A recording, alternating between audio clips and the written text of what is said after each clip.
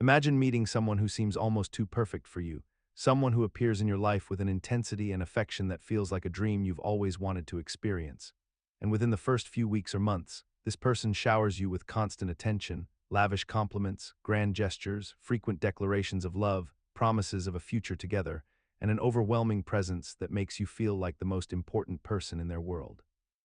They text you constantly throughout the day. They remember small details you mentioned in passing and bring them up later to show they were truly listening. They make time for you regardless of their schedule. They introduce you to their friends and family unusually quickly. They shower you with gifts and experiences, and they create an environment where you feel completely valued and understood in ways you may have never felt before. This phenomenon, known as love bombing, operates on a psychological mechanism that exploits our fundamental human need for belonging, validation, and romantic connection.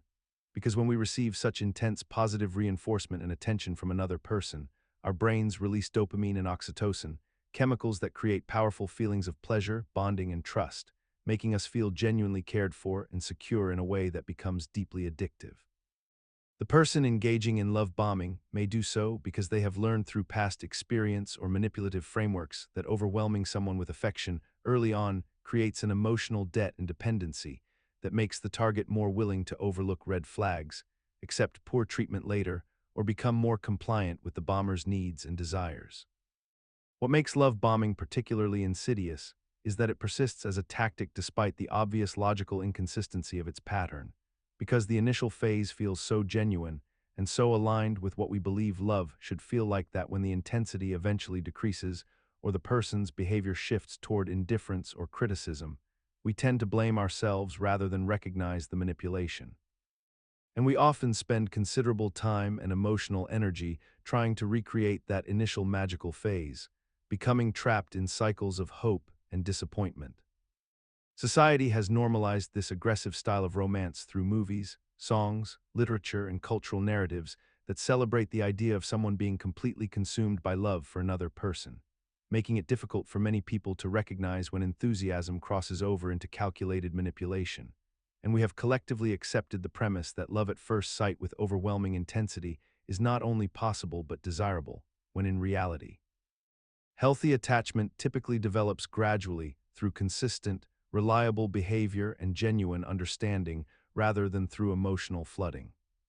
The warning signs often become visible only in retrospect. The person who claimed they had never felt this way before suddenly becomes distant. The constant texting stops without explanation, or minor disagreements trigger disproportionate anger or withdrawal, leaving you confused about what changed and wondering if you somehow caused the shift by failing to live up to the idealized version of yourself they initially responded to. And in that confusion, you begin to rationalize their behavior, telling yourself that perhaps you misread their intentions, that maybe they're just stressed or overwhelmed, that if you try harder or prove your worth more convincingly, you can return to that initial phase of being cherished and prioritized. This rationalization becomes the psychological trap that keeps victims of love bombing returning to the relationship repeatedly, each small gesture of renewed attention feeling like validation that the person truly does care, when in reality, it's simply the cycle resetting itself for another round. The person engaging in love bombing may not even be consciously aware they're following a pattern. For some, it's an automatic response rooted in insecurity or a desperate need to secure attachment quickly, while for others, it's a deliberate strategy employed to establish control before revealing their true intentions, making the distinction between unconscious behavior and. Imagine a scenario where you distinctly remember a conversation with someone close to you, a conversation where they made a promise or said something hurtful, yet when you bring it up days or weeks later, they deny it ever happened, insisting that you misremembered or that you're overreacting to something that exists only in your imagination. You replay the memory in your mind repeatedly, growing more uncertain with each passing moment, until eventually you begin to question whether your recollection is accurate or whether your mind has simply fabricated the entire event. This process, known as gaslighting, represents one of the most insidious forms of psychological manipulation, precisely because it doesn't attack your body or your possessions, but rather your fundamental ability to trust your own perception of reality. The term originates from a 1944 film where a manipulative husband deliberately dims the gas lights in their home and then convinces his wife that she's imagining the dimming, a perfect metaphor for how gaslighters systematically convince their victims that their observations and memories are fundamentally unreliable. What makes gaslighting so psychologically devastating is that it targets the very foundation upon which we build our understanding of the world, which is our own direct experience and our memories of events. When someone consistently denies your account of what happened, contradicts your feelings, or reframes your memories into something entirely different, they create a cognitive dissonance so profound that you begin to distrust yourself more than you distrust the person doing the manipulating. The mechanism works because humans are fundamentally social creatures who rely on consensus and confirmation from others to validate our experiences. So when someone we trust persistently contradicts our version of events, especially if they do so with confidence and conviction, we naturally begin to doubt ourselves rather than doubting them. The gaslighter typically employs several key techniques, including outright denial of events that definitely occurred, trivializing your feelings by suggesting you're overreacting, diverting the conversation away from their wrongdoing by attacking you instead, and sometimes even using your own insecurities and vulnerabilities against you to make you question your judgment. What's remarkable about gaslighting is that it persists so effectively despite having absolutely no logical foundation. And yet we see it everywhere from intimate relationships to workplaces to political discourse because it works on an emotional and psychological level rather than a rational one. The victim becomes so focused on defending their memory and their perception that they lose sight of the actual wrong that was committed, which is precisely what the gaslighter intends, creating a situation where the manipulation itself becomes invisible beneath layers of self-doubt and confusion. We've normalized gaslighting to such an extent that many people don't even recognize it when it's happening to them, viewing it instead as a simple disagreement or misunderstanding when in reality it represents a calculated assault on someone's sense of reality and self-worth. Recognizing gaslighting requires us to trust our own documentation of events, keeping records, confiding in others, and returning to our core sense of self when that sense is under attack. Because once you understand the mechanism, you can begin to reclaim the authority over your own reality that gaslighters work so deliberately to erode. The path to recovery from gaslighting involves the difficult work of rebuilding trust in yourself, often with professional support, and establishing firm boundaries with those who would manipulate your perception of truth. Perhaps most importantly, recognizing gaslighting in real time empowers you to interrupt the cycle before it deeply entrenches itself, allowing you to respond with clarity rather than confusion and to prioritize your own perceptions and well-being over the distorted reality someone else is trying to impose upon you. Understanding that gaslighting is fundamentally about power, the gaslighters need to control the narrative and diminish your agency, helps you recognize it as their problem rather than a reflection of your comp. Imagine you're scrolling through your phone, checking your social media feed, and you notice that some of your posts receive immediate likes and comments, while others sit quietly for hours before generating any engagement at all. And this unpredictability creates a peculiar tension within your mind that makes you compulsively check your phone again and again, never quite knowing when the next reward will arrive. Which is precisely the mechanism that makes intermittent reinforcement one of the most powerful psychological hooks that exists in human behavior. The core principle behind this phenomenon originates from operant conditioning research, where psychologists discovered that rewards delivered unpredictably at variable intervals create far stronger behavioral patterns than rewards delivered consistently every single time, because your brain becomes hypervigilant, always searching for the pattern, always anticipating the next possible moment of gratification. And this anticipation itself becomes a form of reward that keeps you engaged far longer than any predictable system ever could. When you know that pulling a slot machine lever will definitely give you something every single time, the behavior becomes mundane and loses its power. But when you know that most pulls will result in nothing, while occasional pulls trigger an explosion of lights and sounds and rewards, your dopamine system fires up intensely during those uncertain moments of anticipation, flooding your neural pathways with chemicals that make the experience feel urgent and necessary and absolutely worth your continued attention.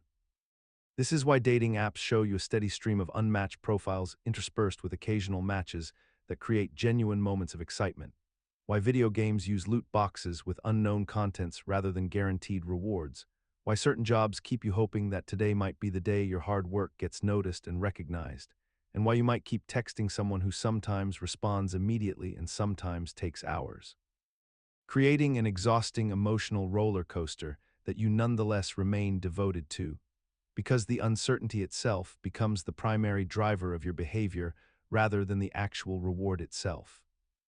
The remarkable aspect of intermittent reinforcement is that it persists even when we intellectually understand exactly how it works, because understanding the mechanism does not disconnect it from our underlying neural wiring, and even as you read this explanation and recognize these patterns in your own life, you will likely continue engaging with systems designed around this principle, because the psychological pull operates at a level beneath conscious reasoning. Operating through pathways that evolved long before humans invented technology or psychology or any framework for understanding their own minds. And these ancient systems simply respond to unpredictable rewards the same way a pigeon does or a rat in a laboratory, which means that recognizing intermittent reinforcement for what it is provides awareness, but not necessarily immunity. And this gap between knowing and doing represents one of the most fascinating contradictions in human psychology and modern life. Perhaps this is why the most insidious aspect of intermittent reinforcement is not that it manipulates us, but that it offers us a strange kind of permission to remain uncertain about our own agency, allowing us to simultaneously blame the system for its addictive design while continuing to participate in it, knowing full well that awareness without action is simply another form of complicity in our own behavioral capture. And so we continue scrolling, continue waiting, continue hoping, not because we lack understanding, but because the gap between intellectual knowledge and behavioral change remains one of the widest chasms in human experience. And in that gap lives the uncomfortable truth that we are far more predictable and far less rational than we would like to believe. The cruelest irony is that the very technologies designed to serve us have learned to exploit this gap with surgical precision, deploying algorithms that have studied our vulnerabilities far more thoroughly than we have studied ourselves, transforming our own psychology into the architecture of our own. Imagine a relationship where someone experiences cycles of intense conflict followed by periods of deep reconciliation and affection,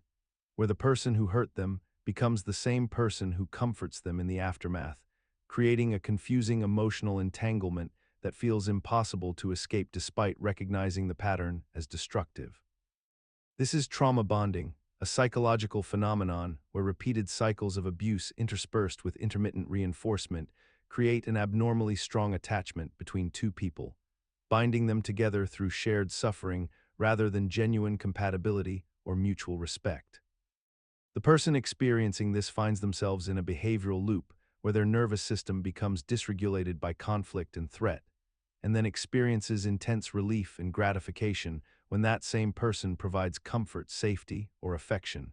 which neurologically mimics a powerful reward mechanism that reinforces the bond rather than weakening it.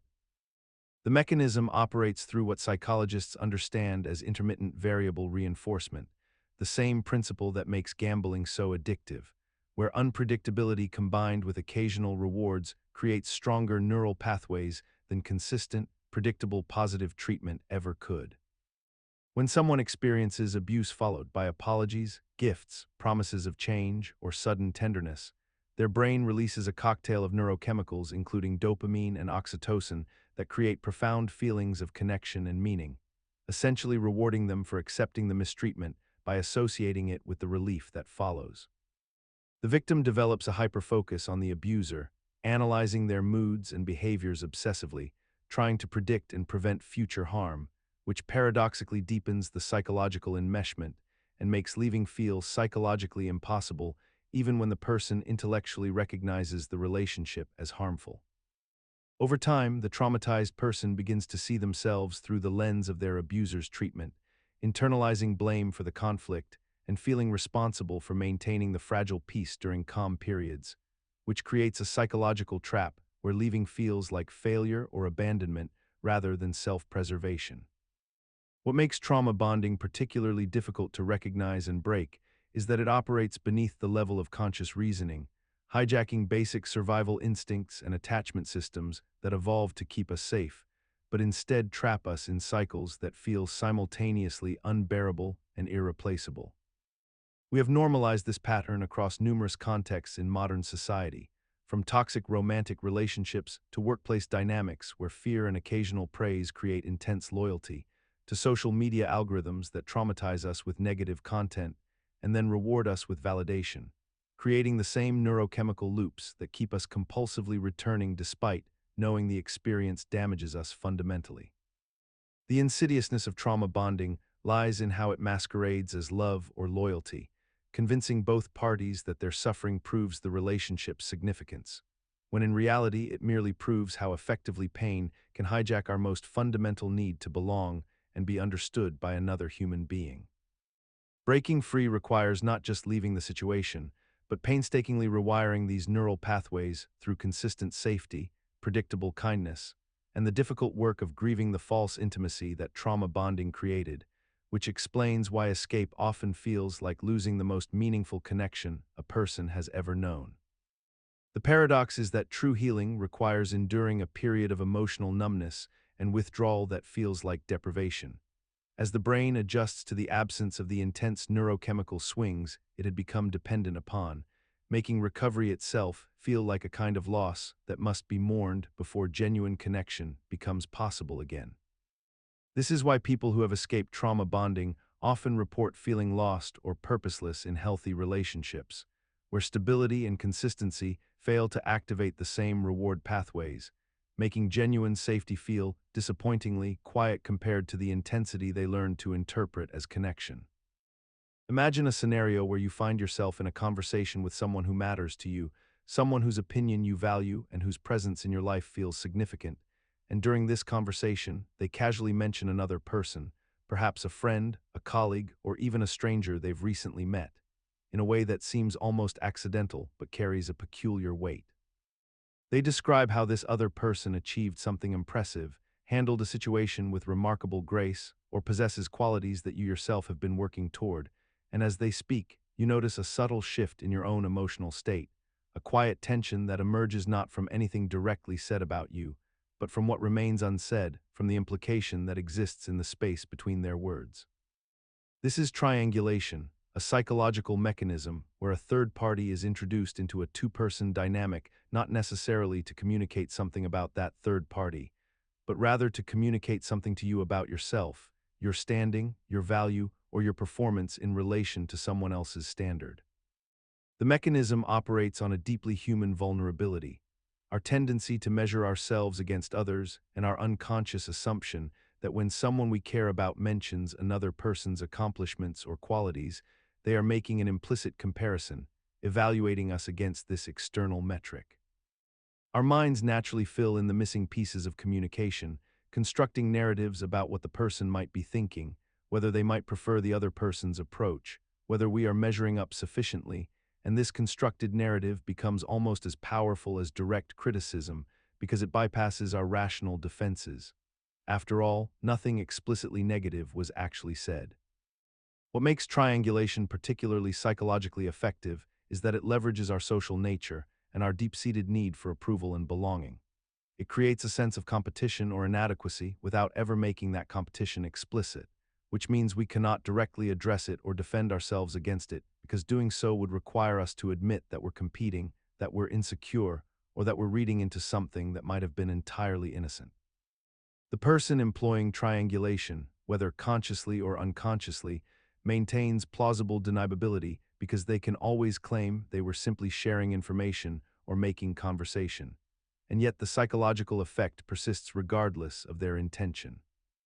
What is remarkable about how we have normalized triangulation in social and professional relationships is that we encounter it constantly.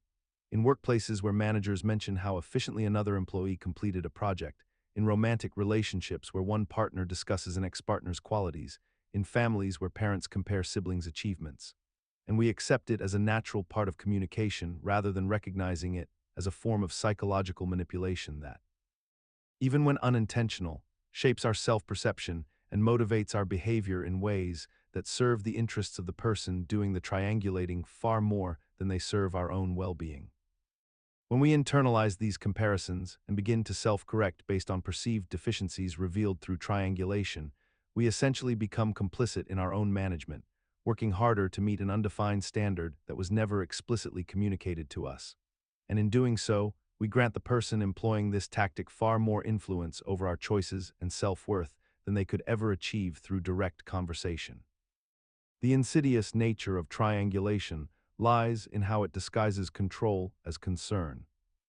When a parent tells their child, "Your sister organized her entire room without being asked," they are not simply reporting a fact, but rather installing a new operating system in that child's mind, one where approval is conditional, where worth is always measured against an invisible competitor, and where the only path to recognition is to anticipate and exceed standards that shift like sand depending on who else the person might mention tomorrow. The silent treatment begins quietly, almost imperceptibly, as one person simply stops engaging with another, withdrawing all forms of verbal and emotional communication as a deliberate act of punishment or control, transforming what could be a simple pause for reflection into a calculated instrument of psychological leverage that leaves the other person suspended in a state of anxious uncertainty about what they have done wrong or how to repair the rupture that has suddenly emerged between them.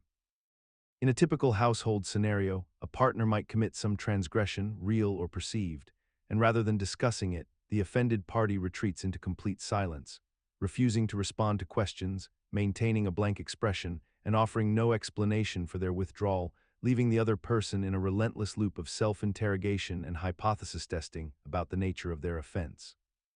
The psychological mechanism operating here is fundamentally rooted in the human need for connection and social validation, because we are neurologically wired to interpret silence from someone we depend on as a form of social rejection or abandonment, which activates the same threat response systems in our brain that would trigger if we faced actual physical danger, causing cortisol and adrenaline to flood our systems as we desperately attempt to restore equilibrium by offering apologies, explanations, or concessions without even knowing what we are apologizing for. The person wielding the silence gains a peculiar form of power because they control the narrative entirely.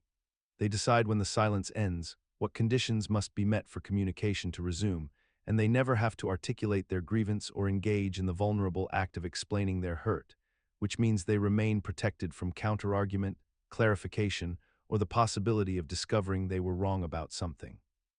What makes this tactic so effective is that it exploits the asymmetry of information and the fundamental human anxiety about social rupture, because the silent person knows exactly what they are upset about while the target remains in complete darkness, desperately searching for the explanation that will end their psychological discomfort. Yet despite being logically indefensible as a conflict resolution strategy, the silent treatment persists across virtually all human relationships and cultures because it works so efficiently in the short term, producing immediate compliance and emotional distress in the target, and because we have normalized it as a legitimate expression of anger rather than recognizing it as a form of emotional manipulation that prevents genuine resolution and deepens relational wounds over time. The silent treatment teaches people that communication can be weaponized through its absence, that punishment through withdrawal is acceptable, and that one person can unilaterally control another person's emotional state simply by denying them the basic human need for acknowledgement and dialogue, creating patterns that repeat across generations and relationships until silence itself becomes a familiar language in families and partnerships. When children grow up in environments where silence is used as punishment, they internalize the lesson that withdrawn love is a tool they can wield, and that the pain they cause through absence is somehow more righteous than the vulnerability required to say, "I am hurt," or "I need you to understand me." This cycle continues until someone finally recognizes that the silence between two people, no matter how justified it feels in the moment, is really just two people refusing to show each other their wounds. And in that refusal lies the tragedy. The silent treatment promises control but delivers only isolation, leaving both people trapped in separate prisons of their own making, one imprisoned by anger they cannot express, the other by confusion they cannot resolve, until the silence itself becomes the only language they remember how to speak. The cruelest irony is that the person administering silence often believes they are protecting themselves from further hurt, when in reality they are constructing the very distance they fear most, transforming a temporary conflict into a permanent architecture of disco. Imagine a person in your life who speaks with such conviction about the future you will share together that you begin to reorganize your entire existence around their promises. They describe in vivid detail the house you will buy, the trips you will take, the children you will raise, the dreams you will accomplish side by side, painting these narratives with such specificity and emotional investment that the future feels not like a possibility but an inevitability, a certainty so real you can almost touch it. They talk about these plans constantly, weaving them into everyday conversations, referencing them as though they are already half decided, and in doing so, they create a gravitational pull around your present moment that makes the imagined future feel more real than your current circumstances. Yet months or years later, when you finally arrive at one of these promised moments or attempt to make concrete progress toward these shared visions, you discover that this person has no genuine intention of following through, that the promises were never meant to be kept, but rather served as a temporary emotional tool to maintain your investment and compliance in the present moment. The psychological mechanism underlying future faking operates on several interconnected levels that make it devastatingly effective. First, humans are inherently future-oriented creatures whose brains are wired to find meaning and motivation through projected outcomes and long-term narratives, which means that when someone provides you with a compelling vision of a shared future, they are essentially hacking into your brain's reward system by flooding it with dopamine and oxytocin, the chemicals associated with bonding and anticipation. Second, the specificity of these promises creates what psychologists call the illusion of commitment, because the more detailed and concrete someone makes a future scenario, the more your brain treats it as a binding agreement even if nothing has been formally established or contractually promised. Third, future faking exploits the asymmetry between what someone says and what they do, allowing them to maintain an image of being devoted and committed while simultaneously avoiding any actual accountability or action in the present, because words about tomorrow require nothing from them today. What makes this manipulation particularly insidious is how thoroughly it has become normalized in modern relationships and society, where aspirational talking has become almost indistinguishable from genuine commitment, where we celebrate people for dreaming big and speaking their desires into existence, creating an environment where someone can make endless promises about a future they have no intention of building without facing immediate social or relational consequences. We have learned to accept that people often speak about futures they do not create, treating it as optimism or romanticism rather than recognizing it as a form of emotional manipulation that keeps another person trapped in a state of hopeful anticipation, while their present reality remains unfulfilled and stagnant. The person caught in future faking often finds themselves unable to leave because the promised future has become more real to them than their actual life, and when they finally attempt to name what has happened, they are frequently gaslighted into believing they misunderstood, misremembered, or were too impatient for someone who was simply still working on it, transforming their legitimate disappointment into shame. The trap closes further when you realize that by the time you finally recognize the pattern, you have already reorganized your identity around these unfulfilled promises, making it extraordinarily difficult to distinguish between who you are and who you were promised you would become, leaving you not only disappointed but fundamentally disoriented about your own worth and capability. Recovery from this disorientation requires the difficult work of separating the promised identity from your actual self, of grieving not only the relationship that failed to materialize but the version of yourself you were encouraged to become, and of learning to distinguish between genuine commitment, which shows up consistently in small actions today, and the seductive but empty architecture of words. Imagine you're sitting across from someone in a coffee shop, and within the first few minutes of conversation, you notice something peculiar happening without your conscious awareness. The person you're speaking with begins to adopt your posture, tilting their head slightly in the same direction you tilt yours, crossing their legs when you cross yours, even matching the pace of their speech to your own rhythm and cadence. You feel an inexplicable sense of comfort and connection with this person, a feeling that they genuinely understand you, that you're on the same wavelength, that this interaction is natural and effortless in a way that most conversations simply are not. This phenomenon is known as mirroring, and it represents one of the most subtle yet profoundly effective psychological manipulation techniques available to those who understand how to wield it with intention and awareness. The mechanism behind mirroring is rooted in our neurological wiring and our deeply ingrained social instincts, stemming from a time when humans existed in tight-knit tribal groups where cohesion and social bonding were essential for survival. When someone mirrors our behavior, our brain registers this as a signal of similarity, compatibility, and trustworthiness, triggering the release of neurochemicals that reinforce positive feelings toward that person. Mirror neurons in our brain fire both when we perform an action and when we observe someone else performing that same action, creating a neurological bridge between ourselves and others that feels like genuine connection and understanding. This neural resonance is not something we consciously choose to experience. It is an automatic, involuntary response that occurs beneath the threshold of our awareness. The skilled manipulator understands this mechanism and deliberately employs mirroring to create false intimacy, to establish artificial rapport, and to manufacture a sense of kinship that may not actually exist. Sales professionals, con artists, charismatic leaders, and those seeking to influence others use mirroring as a foundational technique because its effectiveness is nearly universal and its operation is almost completely invisible to the person being mirrored. What makes mirroring so insidious is that we have normalized this behavior to such an extent that we rarely question why we feel drawn to people who behave like us, and we almost never consider that this similarity might be deliberately engineered rather than naturally occurring.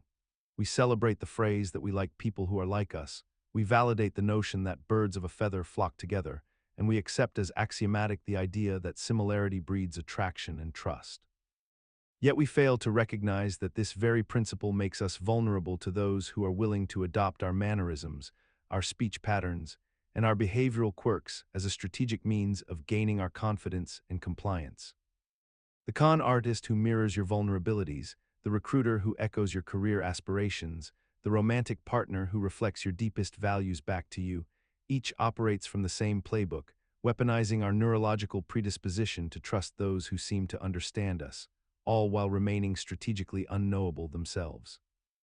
This asymmetry of understanding, where they know you intimately through careful observation while remaining opaque and essentially unknowable to you, creates a power imbalance that can persist indefinitely, allowing the manipulator to guide your thoughts, desires, and decisions while you remain convinced that the connection is mutual and authentic.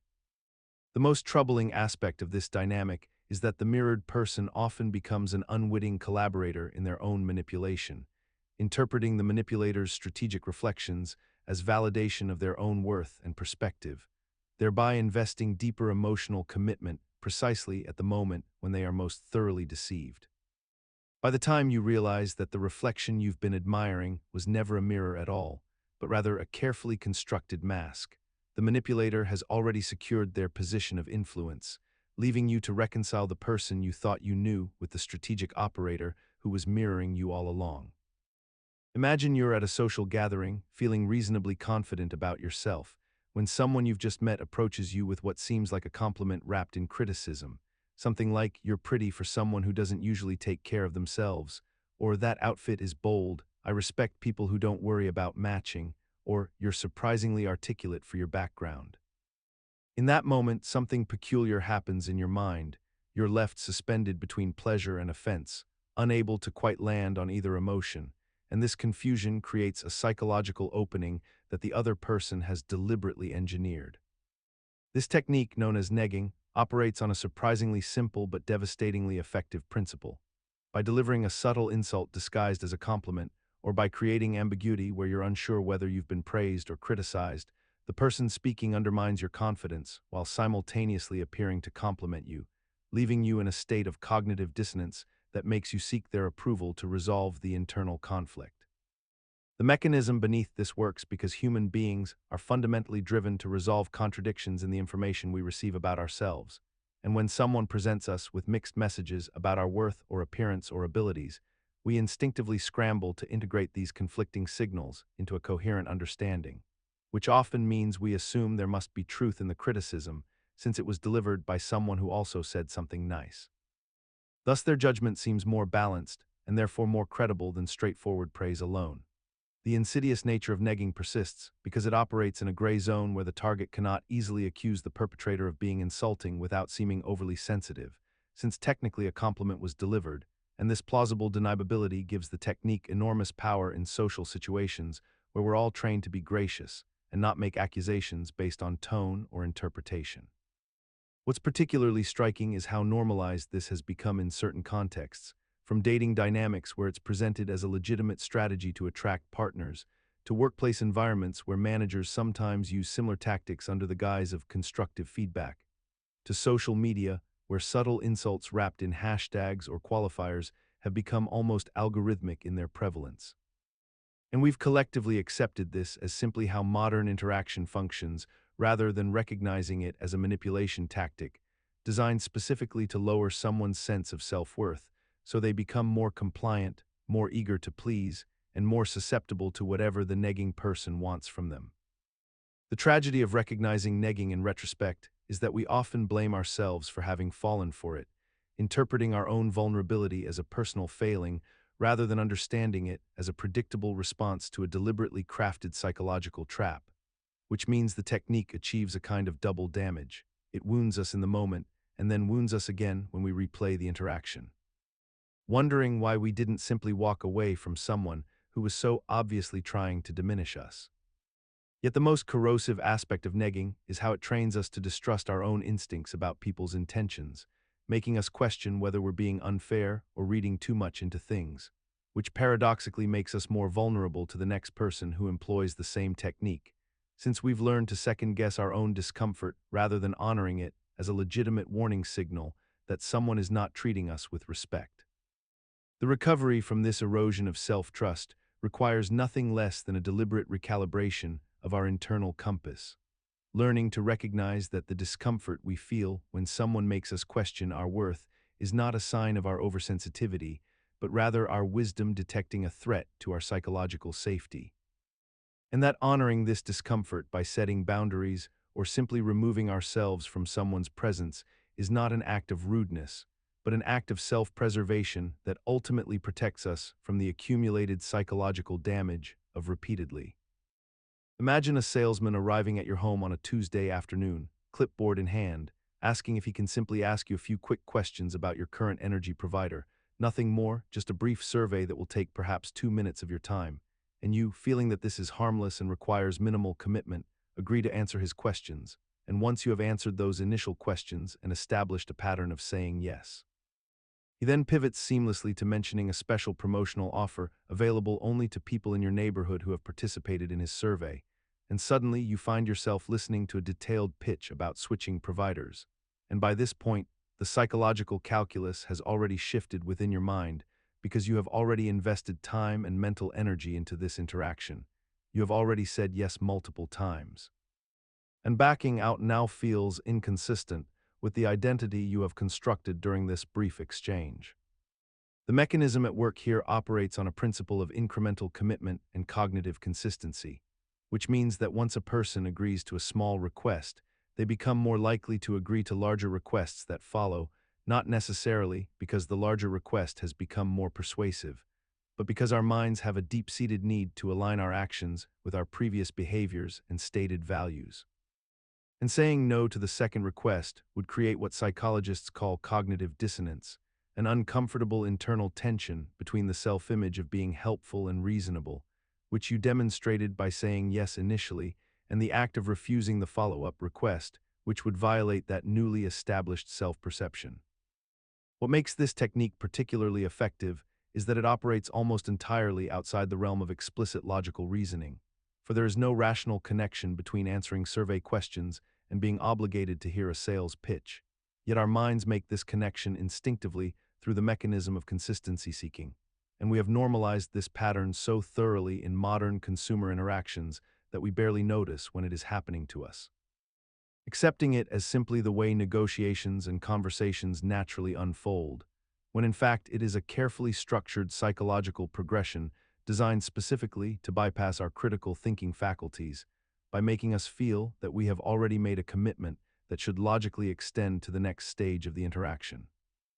The insidiousness of this technique lies not in its deceptiveness. The salesman is genuinely asking questions and genuinely offering a deal, but in how it exploits our psychological architecture without requiring any outright lies, making it nearly impossible to identify the moment we have been subtly redirected from one purpose to another, and once we recognize this pattern in one interaction, we begin to notice it everywhere.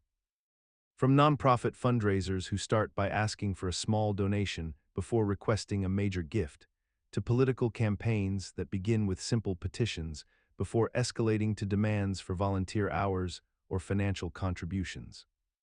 The defense against this technique requires deliberate metacognition, the practice of observing your own decision-making process in real time. Because once you become aware that you are being guided through a sequence of escalating commitments, you can pause and evaluate each request independently rather than as a continuation of a narrative you have already begun to author. And you may discover that what felt like a natural progression was, in fact, a carefully calibrated sequence designed to exploit the very consistency that you rightly value as a marker of integrity and reliability.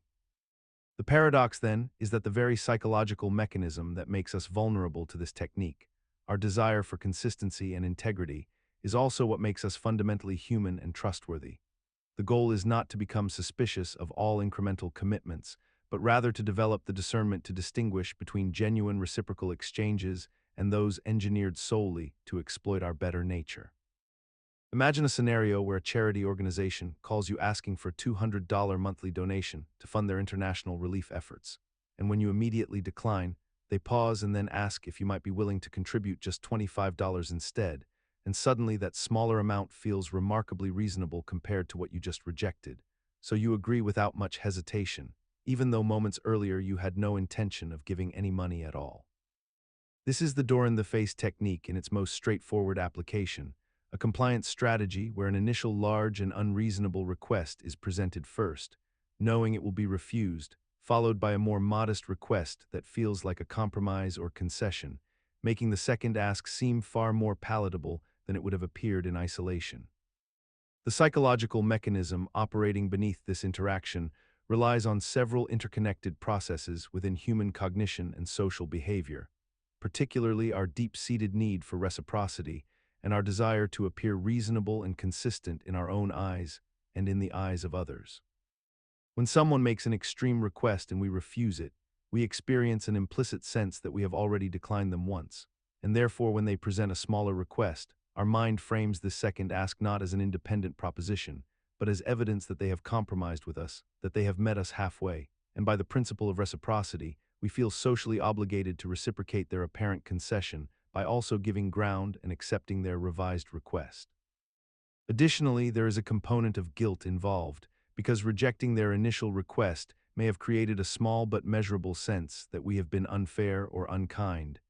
and accepting the second request becomes a way to alleviate that discomfort and restore our self-image as a person who is helpful and generous. The technique persists in human interactions despite its logical transparency, because it operates largely outside of conscious awareness, working through emotional and social channels rather than through rational deliberation. And because even when we become intellectually aware of how the technique functions, the emotional pull of reciprocity and the desire to appear reasonable remain powerful enough to influence our behavior regardless. We have normalized this approach in countless contexts, from sales negotiations to political compromise to family dynamics, where the initial extreme position is presented with the understanding that it will be rejected, but it shifts the entire negotiation frame so that the actual desired outcome appears to be a reasonable middle ground rather than what was being sought from the beginning. And this reframing happens so smoothly and naturally that we rarely pause to question whether we are actually making a deliberate choice or simply responding to social and psychological pressures that have been strategically activated. Understanding this dynamic allows us to recognize when we might be subject to the technique ourselves, yet this awareness rarely provides immunity because the social obligation to reciprocate feels genuine and earned, making it difficult to distinguish between choices we make freely and those that have been architecturally predetermined by someone else's strategic sequencing of requests. The irony is that once we recognize this pattern, a friend asking to borrow your car for a month before settling for a ride to the airport, a teenager requesting a later curfew before accepting their original bedtime, we might believe ourselves immune, yet the technique's effectiveness remains largely undiminished because the emotional satisfaction of compromise overrides our logical detection of the manipulation. And we walk away feeling like we negotiated fairly rather than recognizing we were guided toward a predetermined destination. This is precisely why the technique remains one of the most reliable tools in persuasion. It converts resistance into compliance by making the target feel like they are exercising agency and wisdom, when in fact they are following a well-worn psychological path that has been deliberately illuminated for them to walk. Consider the experience of walking into a retail store and seeing a sign that reads, "Only 3 items left in stock," or "Limited time offer ends today." And notice how your chest tightens slightly, how your decision-making process accelerates, how the item suddenly feels more valuable simply because its availability appears finite. This is scarcity manipulation in its most elemental form, a psychological lever that operates beneath conscious awareness to create artificial urgency where none genuinely exists. The mechanism works because throughout human evolutionary history, actual scarcity of resources was a genuine threat to survival, which means our brains developed rapid neural pathways that equate rarity with value and limited availability with necessity. When we perceive that something might disappear, our primitive brain systems interpret this as a potential loss of opportunity, triggering a cascade of neurochemical responses, including elevated cortisol and adrenaline, that push us toward immediate action rather than deliberate consideration. The real-world application of this principle has become so sophisticated and pervasive that we encounter it in nearly every consumer context imaginable, from airline websites showing only 2 seats remaining at this price, to social media platforms displaying countdown timers on limited edition products, to exclusive membership programs that create artificial tiers of access based on membership levels rather than actual resource constraints. What makes this technique particularly insidious is that scarcity often has no objective basis whatsoever. A company with unlimited inventory can still create the psychological impression of scarcity through manipulative presentation, strategic withholding of information, and the calculated framing of artificial deadlines. Yet despite our growing awareness of these tactics, despite the logical recognition that most scarcity signals in modern commerce are manufactured illusions designed specifically to exploit our ancient survival instincts, we continue to respond to them with the same urgency and emotional intensity as if we were truly facing the loss of essential resources.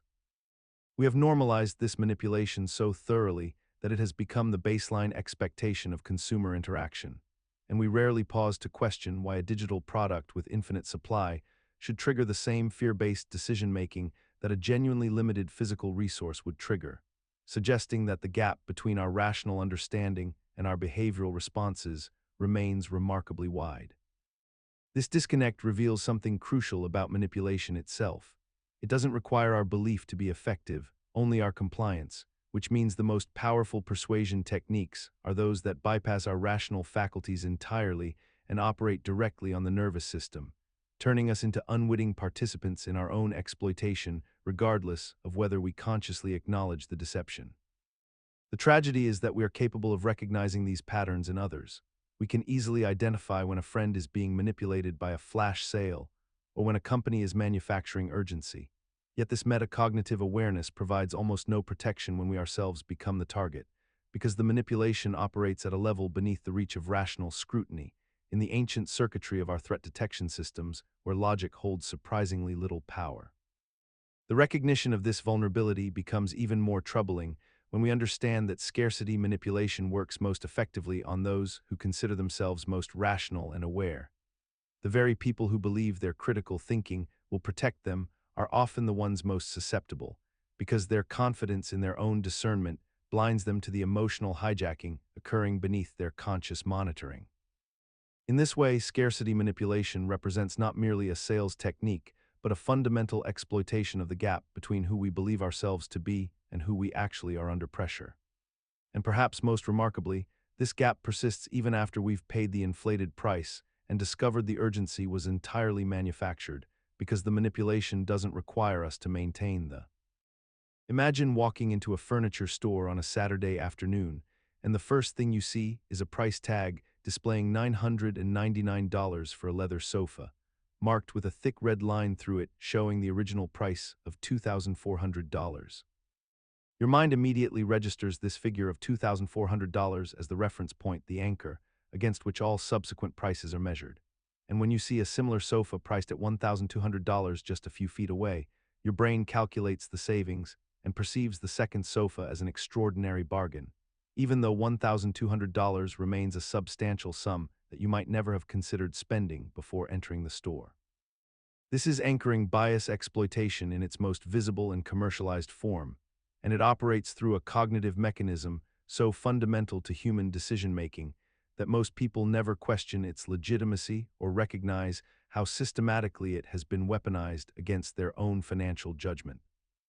The anchoring effect occurs because when we encounter a number first, that number becomes the cognitive reference point from which we make all subsequent judgments and estimates. And even when we consciously know that the anchor is arbitrary or potentially misleading, our brains continue to use it as a starting point for calculation and comparison. In salary negotiations, an employer who suggests a starting salary of $50,000 immediately anchors the negotiation around that figure, making a counteroffer of $65,000 seem reasonable and generous to the employee, even though the employee's market value might justify $75,000 or $80,000, and the employee often fails to recognize that the anchor itself was the mechanism that constrained their expectations and their confidence in asking for more. Real estate agents employ anchoring with precision, listing a property at a price they know is inflated, allowing potential buyers to feel they are getting a deal when the price is reduced to the actual target asking price. And this pattern repeats so consistently that buyers have become conditioned to expect and even desire this manipulative pricing architecture. The mechanism persists because anchoring operates at the level of intuition and immediate perception rather than conscious deliberation. And even individuals who understand anchoring bias intellectually find themselves unable to override its effects when making actual decisions under time pressure or emotional engagement.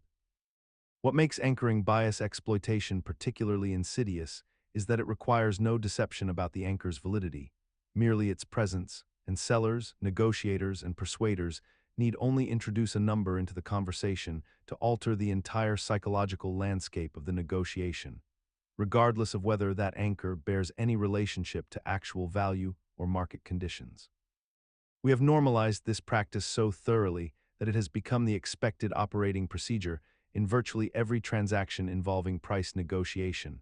and the person who refuses to engage with anchors, who insists on calculating value from first principles rather than relative to a suggested number, is often viewed as difficult or unreasonable rather than rational.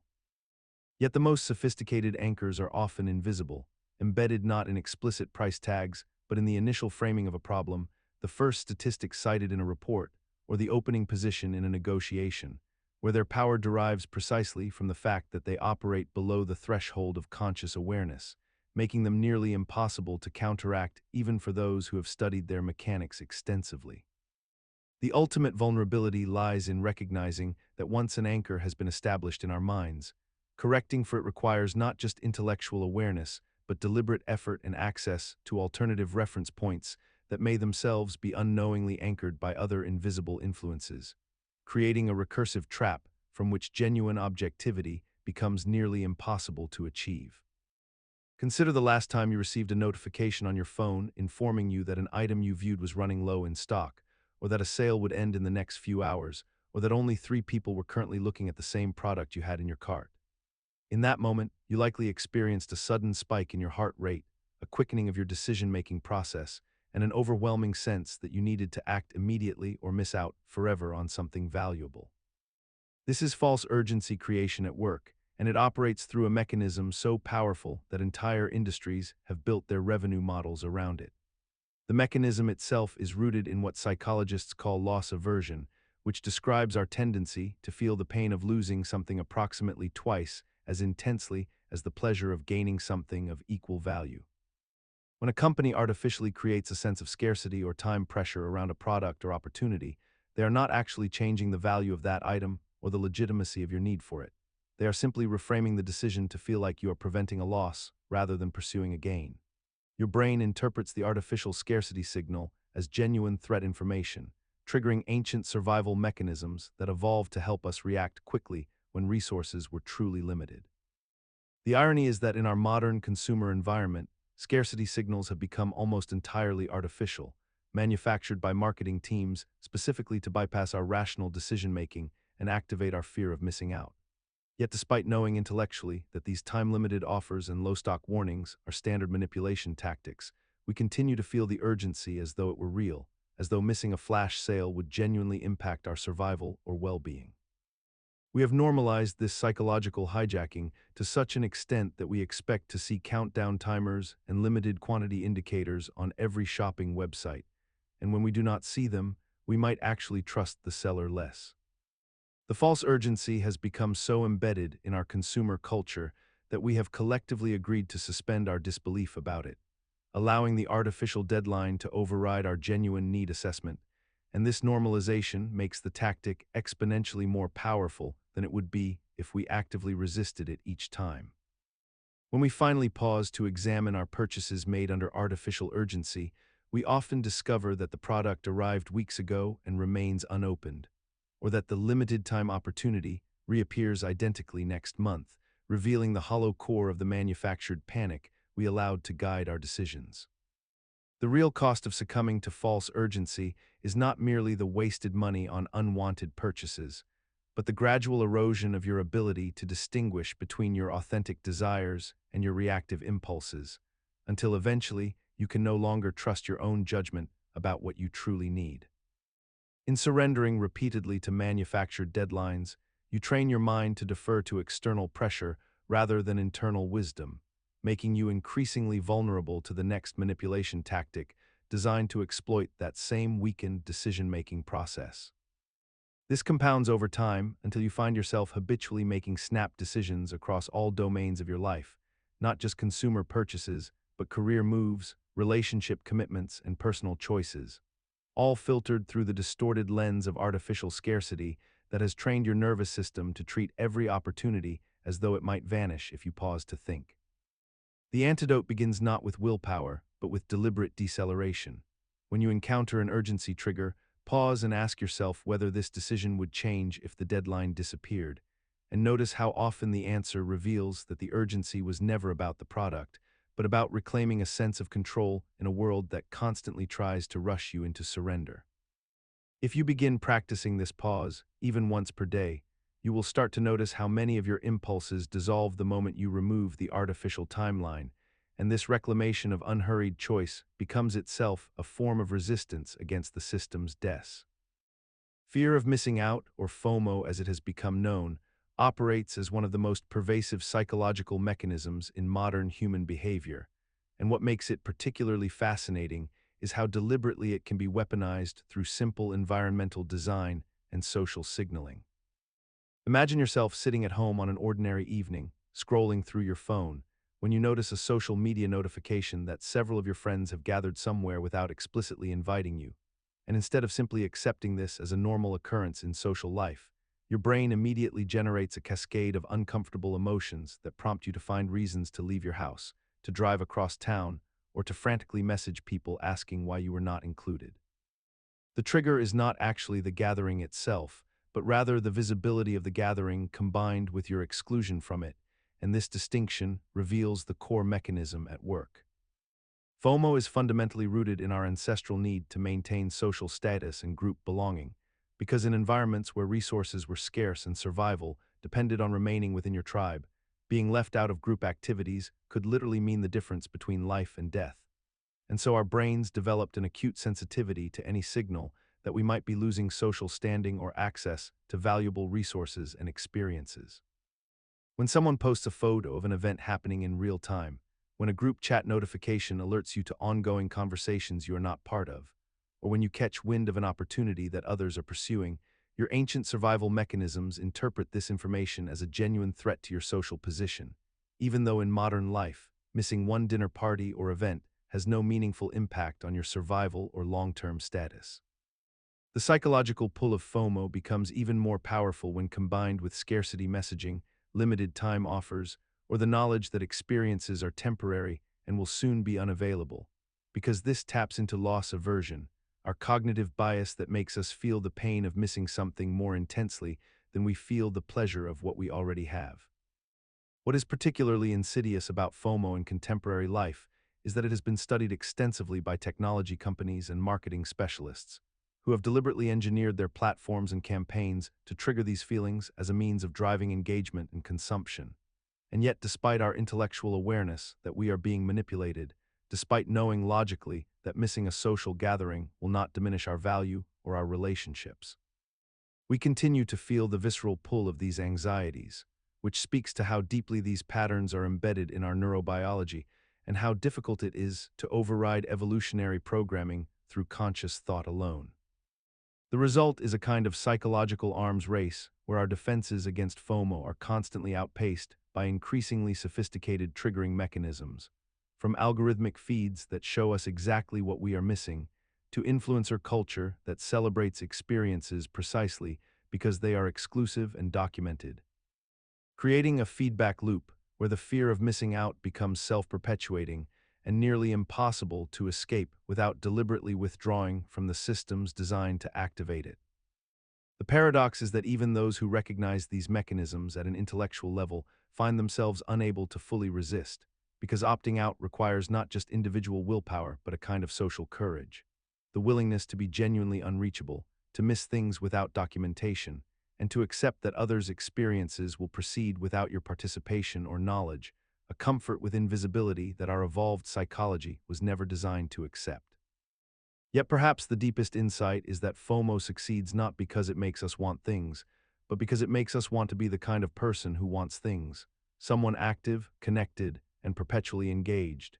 And in pursuing that identity through constant consumption of experiences, we inadvertently construct the very anxieties that keep us trapped in the cycle. Imagine walking into a restaurant on a quiet evening and noticing that every table is empty except for one corner where a small group sits together.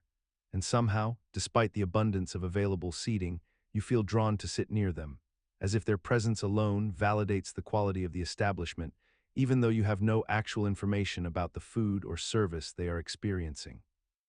This is social proof fabrication in its most subtle form, where the mere presence of others creates an illusion of legitimacy and desirability that bypasses your rational evaluation entirely.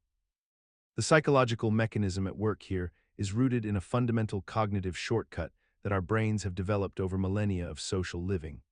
The assumption that if many people are doing something or choosing something, then it must be correct, safe, or worthwhile, because large groups of people are unlikely to all be simultaneously wrong about the same thing. This heuristic made evolutionary sense in ancestral environments where collective behavior often reflected genuine survival knowledge passed down through generations.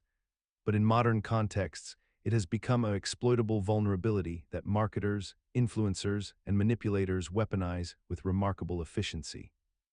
When companies purchase fake reviews, when social media influencers artificially inflate their follower counts, when laugh tracks are added to television shows to suggest that millions find something funny, when restaurants place actors among genuine customers to create the appearance of popularity, they are all engaging in the deliberate fabrication of social proof, manufacturing the illusion of consensus where none genuinely exists.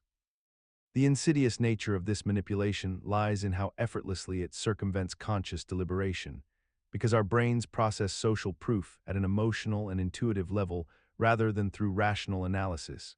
meaning we can simultaneously know intellectually that a metric is fake while still being influenced by it unconsciously.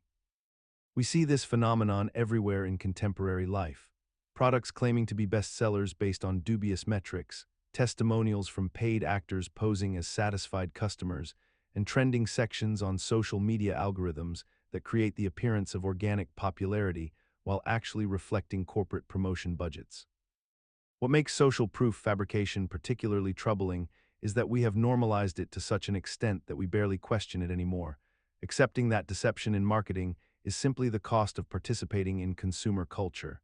And yet this normalization has not diminished its power to influence our decisions, our beliefs, and our sense of what constitutes legitimate authority or desirability. The tragedy is that this acceptance of manufactured consensus erodes our capacity to trust genuine signals of quality or value,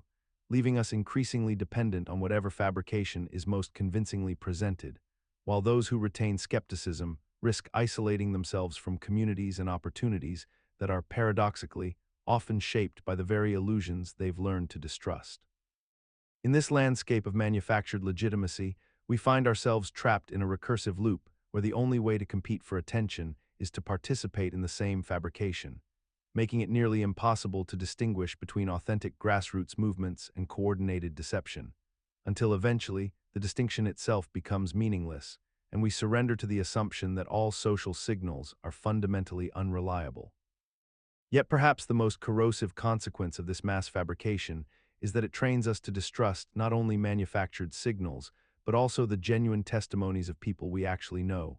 breeding a pervasive cynicism where we assume everyone is either selling something or being sold to. And in that assumption, we become isolated from authentic human judgment precisely when we need it most. The irony is that in our desperate search for authenticity amid the noise, we often end up creating new forms of social proof, curated authentic content, deliberately imperfect aesthetics, and performative skepticism itself, that become just another layer of fabrication we must learn to see thr. When a person assumes a position of authority they do not actually hold, something remarkable happens in the minds of those around them, something so fundamental to human social organization that we rarely question it or even notice it occurring. Consider the scenario where someone walks into a hospital wearing a white coat and a stethoscope around their neck, carrying a clipboard with confidence and purpose, speaking with the practiced cadence of someone accustomed to being obeyed. Patients and staff alike will defer to this person, will answer their questions with honesty, will follow their instructions without hesitation or verification, and will treat them with the respect typically reserved for genuine medical professionals. The person may have no medical training whatsoever, may have purchased their costume from an online retailer, yet the visual and behavioral markers of authority create an invisible barrier that most people will not cross. They will not ask for credentials, will not verify licenses, will not question the chain of command. The psychological mechanism underlying this phenomenon is rooted in evolutionary efficiency. Throughout human history, the ability to quickly identify and defer to authority figures has conferred significant survival advantages to our species. In dangerous situations, questioning the person who appears to know what they are doing could mean the difference between life and death. Our brains have been shaped by millennia of this selective pressure to automatically categorize individuals based on external signals of authority and to suppress our skepticism in their presence. When we encounter these signals, a cascade of neurological and chemical processes begins in our minds, releasing cortisol and reducing our prefrontal cortex activity. Our critical thinking skills become muted while our compliance responses become heightened. This is not a conscious choice, but rather an automatic deference that occurs before we are even aware it is happening. What makes this phenomenon particularly persistent in modern life is that we have extended these instinctive responses far beyond the dangerous situations for which they evolved. We live in societies where authority structures have become formalized and ubiquitous, where credentials and titles and uniforms have become the dominant language of social hierarchy. We have normalized the idea that certain symbols and positions grant individuals the right to make decisions that affect our lives, and we have internalized the belief that questioning these symbols and positions is somehow transgressive or disrespectful. The systems we have built reinforce this automatically deferential response at every level, from schools where we teach children to raise their hands before speaking to workplaces where hierarchical organizational charts determine whose opinions matter most. Yet despite all of this normalization and systematization, the fundamental trick remains shockingly simple and shockingly effective.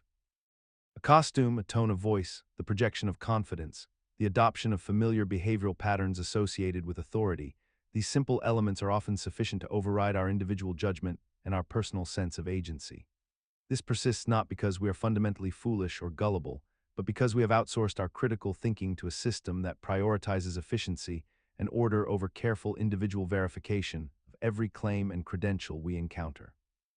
And so the imposter in the white coat succeeds not through deception alone, but through our collective agreement to trust the symbols we have created, an agreement so deeply embedded in our social fabric that we rarely recognize it as a choice at all.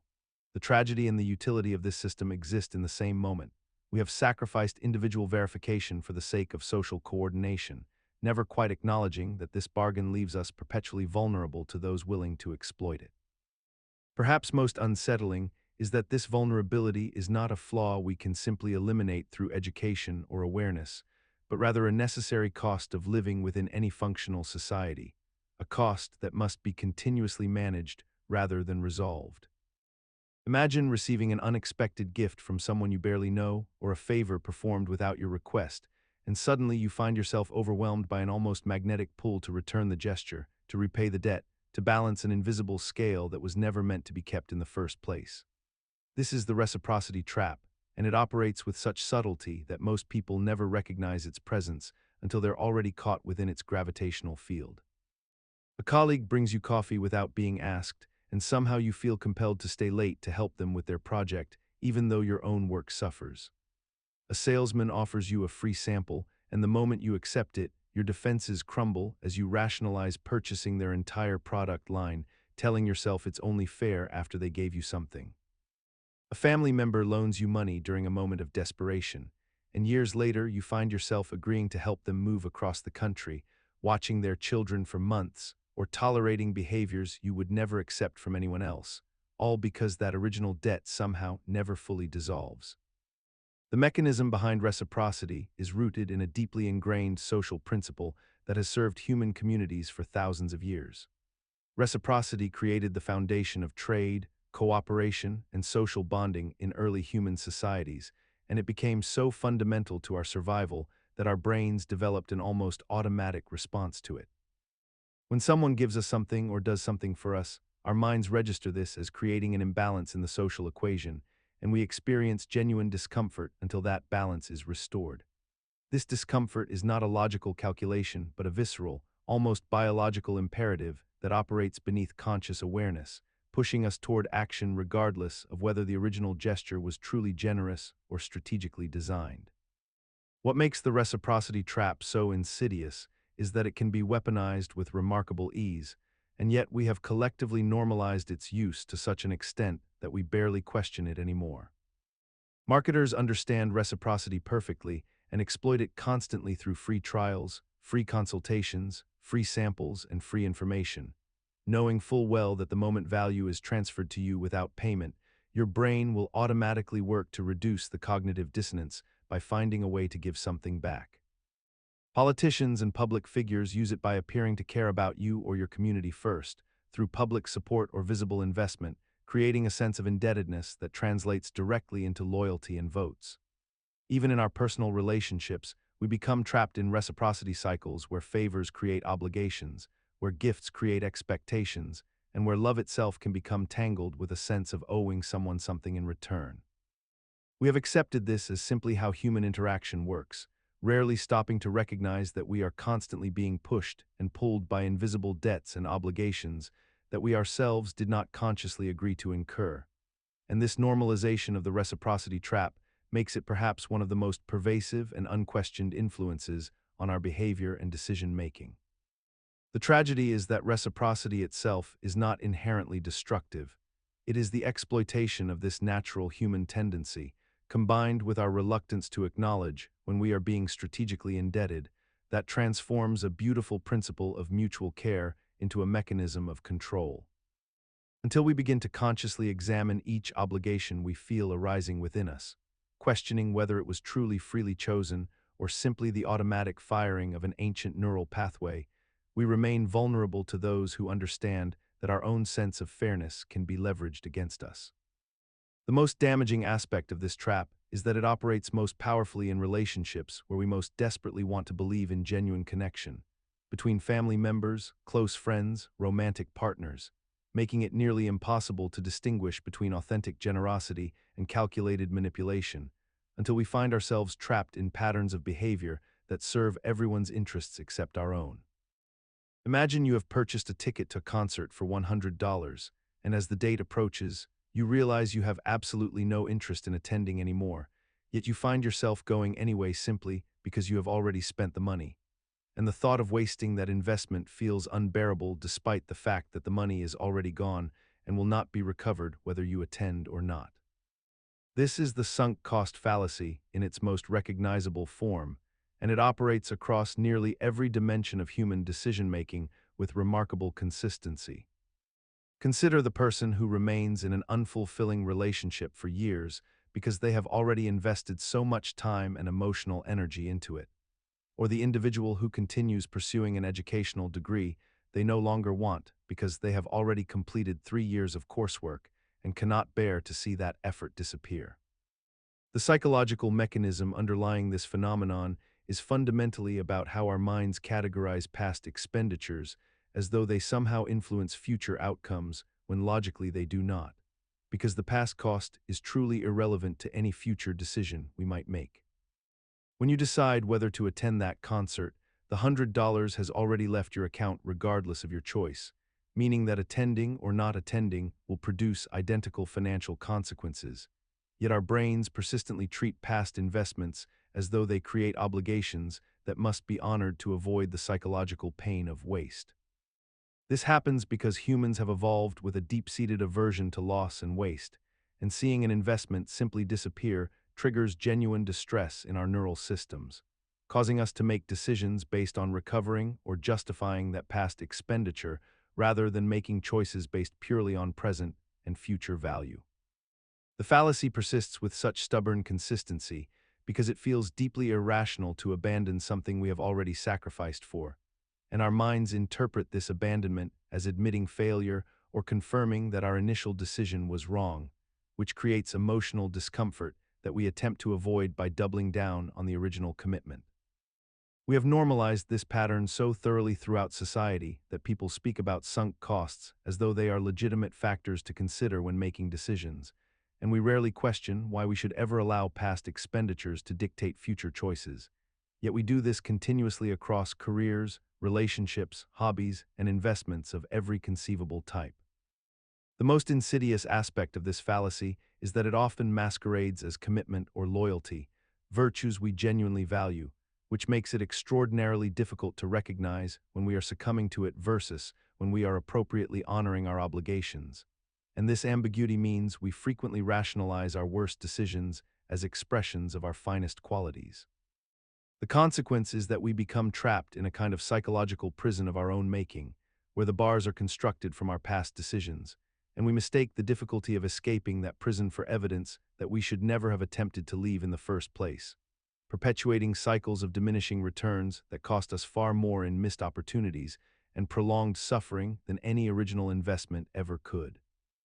The path forward requires us to consciously separate our sense of self-worth from the outcomes of past decisions,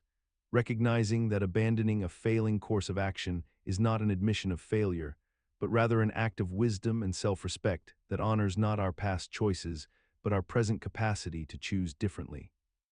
When we finally grant ourselves permission to walk away from something that no longer serves us, we often discover that the relief and liberation we experience far outweighs the temporary discomfort of admitting loss, and we begin to understand that the only true waste is the time we spent trying to justify a decision we had already ceased to believe in. The paradox is that by releasing ourselves from the tyranny of sunk costs, we actually reclaim agency over our lives and begin making decisions grounded in genuine preference rather than historical obligation, Consider the experience of scrolling through a marketplace and encountering a product marked with a timer that reads, "Only 3 items left in stock," or "This price expires in 2 hours." And notice how your internal state shifts almost immediately from casual browsing into a state of mild urgency, as though the world has suddenly pressed forward and left you behind if you do not act within this artificially constructed window of scarcity.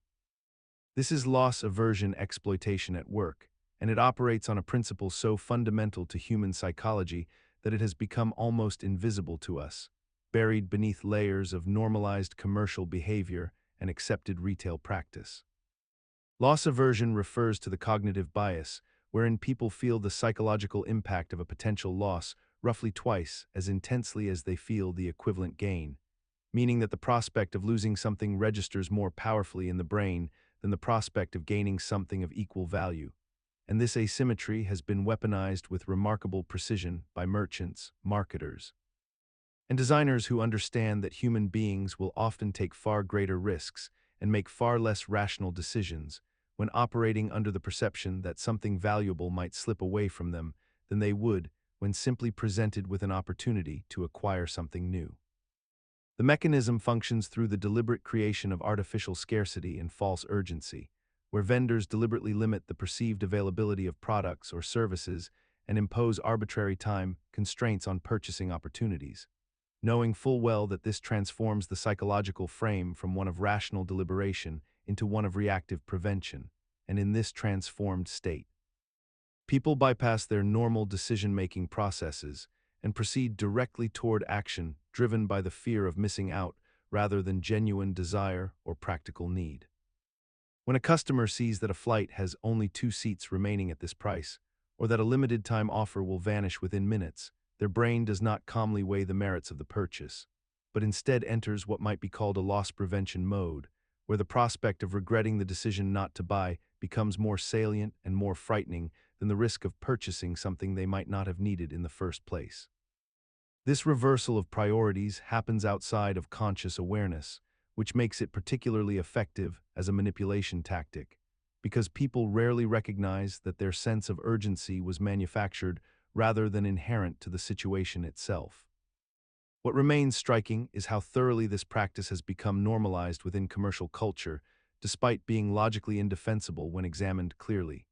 as there is no rational reason why a person should make a decision differently simply because they are told that other copies of the same product exist elsewhere, or that the current price will return to normal after an arbitrary deadline, and yet millions of people engage in this pattern daily. Accepting without question that scarcity created by the seller should override their own internal sense of readiness to purchase, thus allowing psychological manipulation to pose as simple information about availability and creating a world in which feeling rushed and pressured has become not only expected but unremarkable within the context of consumer behavior. The insidious brilliance of this exploitation lies in its self-reinforcing nature. Each time a person capitulates to artificial urgency and later discovers they did not truly need the purchase, they do not update their understanding of the manipulation itself, but instead internalize the experience as evidence that they are impulsive or lack discipline, thus turning the blame inward rather than outward toward the system designed to exploit their neurology, and ensuring that the next manufactured scarcity will find them equally vulnerable. The tragedy is that this internalized blame prevents people from recognizing the pattern across contexts. The subscription service that makes cancellation deliberately difficult, the airline that charges extra to sit together, the retailer who marks up prices before applying a discount, each exploiting the same V. Imagine you walk into a medical clinic and a doctor presents you with 2 treatment options for a serious condition. In the first scenario, the doctor says that with treatment A, 90% of patients survive the first year, and you feel cautiously optimistic, nodding along as you consider this option seriously. In the second scenario, the same doctor presents treatment B by saying that 10% of patients die in the first year, and suddenly you feel anxious and hesitant, wanting to explore other options entirely, even though these 2 statements describe exactly the same statistical reality. This is the framing effect, one of the most pervasive and subtle manipulations in human psychology, where the way information is presented fundamentally alters how we perceive it and the decisions we subsequently make.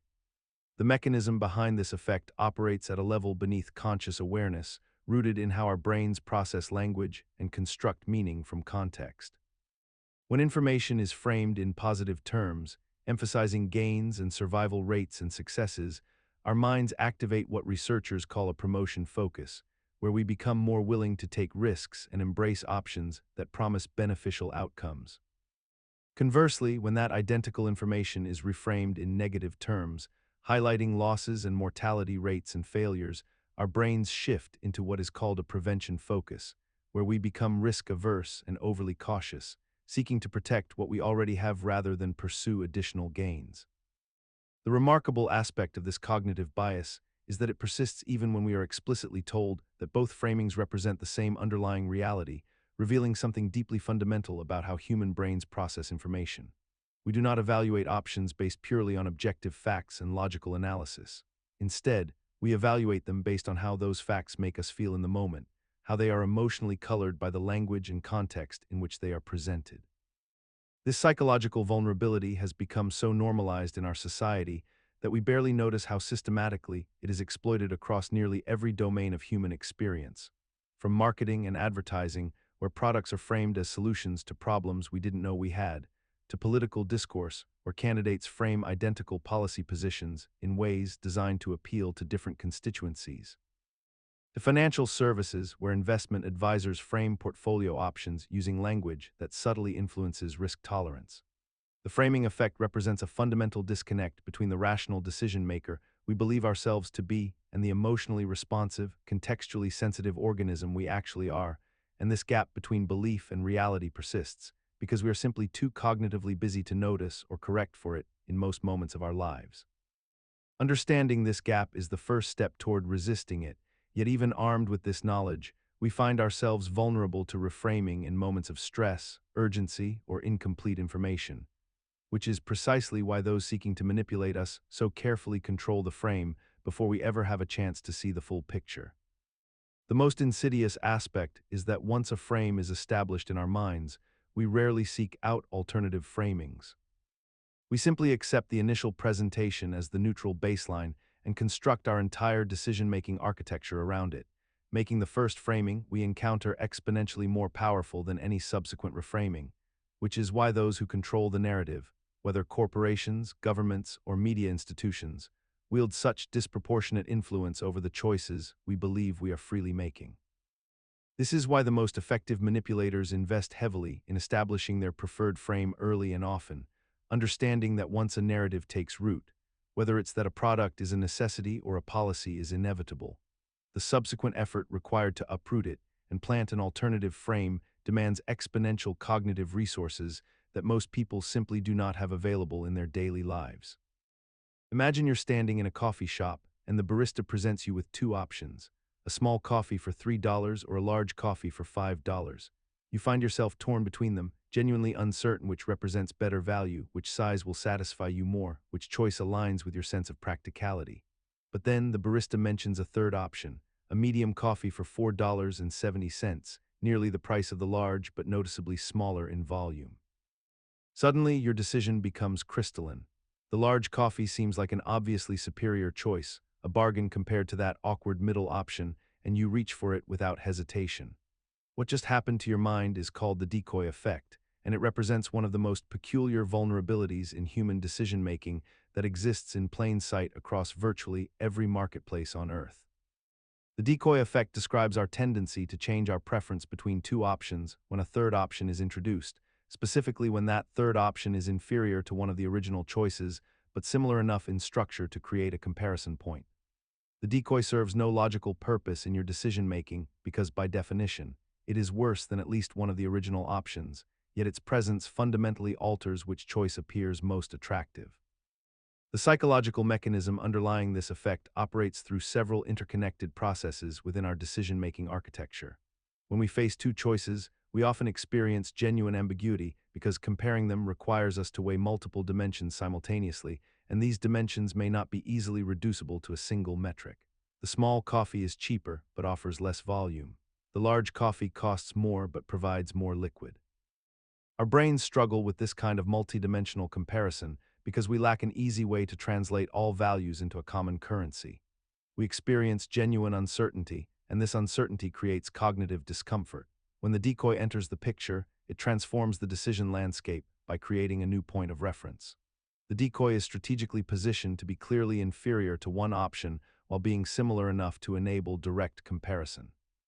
Suddenly, we can make a straightforward judgment. The large coffee is clearly better than the decoy, so the large coffee must be a wise choice. This process is sometimes called the attraction effect because the decoy makes the superior option more attractive by proximity and comparison. What renders this phenomenon so remarkable is that we are not conscious of this manipulation occurring, and we can understand intellectually that the decoy should not influence our choice, yet we remain powerless to prevent it from doing so. Even when someone explicitly tells you about the decoy effect and explains how it works, you will still fall prey to it when making real decisions. This persistence, despite conscious awareness, suggests that the decoy effect operates at a level of cognition that exists somewhat independent from our rational deliberation processes. The effect has become so normalized in consumer marketplaces that we no longer notice it, yet it appears everywhere, from streaming service subscription tiers, where a middle option is priced to make a premium option seem reasonable, to insurance plans where the middle coverage option is engineered purely to make the most expensive plan look like the best value. to restaurant menus where specific dishes are priced high enough to make mid-range items seem like the smart choice. Retailers and product designers have essentially weaponized this psychological principle, constructing entire choice architectures around our inability to resist it. We have accepted this as simply how commerce functions, yet beneath this normalization lies something genuinely unsettling. We are being guided toward decisions that may not serve our interests, through mechanisms we cannot override, in systems we cannot escape. The Decoy Effect reveals a fundamental truth about human rationality. We are not sovereign decision-makers operating in a vacuum, but creatures shaped by the architecture of our choices, vulnerable to influences we evolved long before markets learned to exploit th. Imagine standing in front of a supermarket shelf containing 175 different varieties of cereal, each one promising a different combination of nutrition, taste, and lifestyle identity, and you need to choose just one box to take home with you. Or consider opening a streaming service on a quiet evening and spending 45 minutes scrolling through thousands of available options, becoming progressively more anxious and dissatisfied with every selection you consider, until you ultimately decide to watch something you have already seen before simply because the decision required no additional mental energy. This is the paradox of choice, a phenomenon where the abundance of options available to us creates not liberation but paralysis, not satisfaction but regret, and not empowerment but a creeping sense of disappointment that accompanies almost every decision we make in the modern world.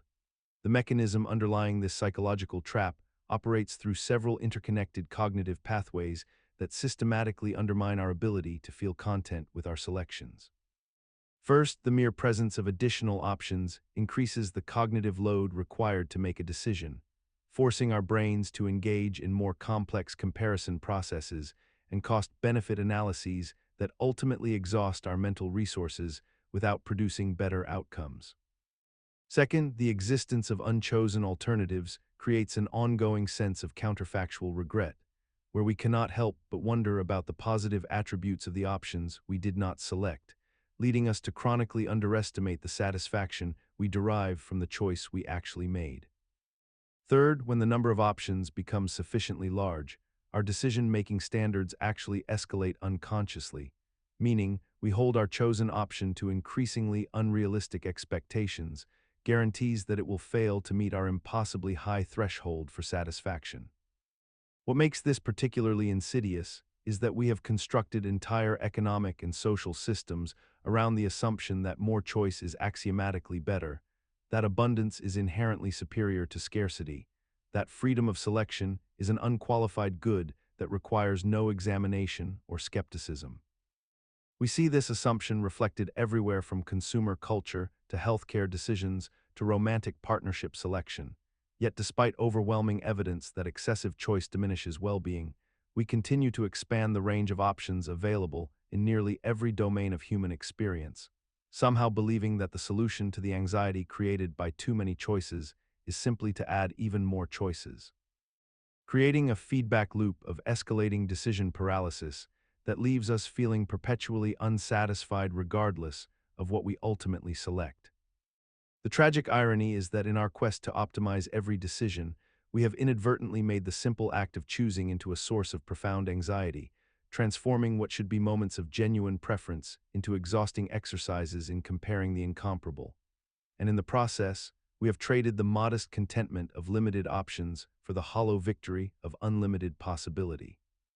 Perhaps the deepest wisdom lies in recognizing that true freedom might not mean having infinite options,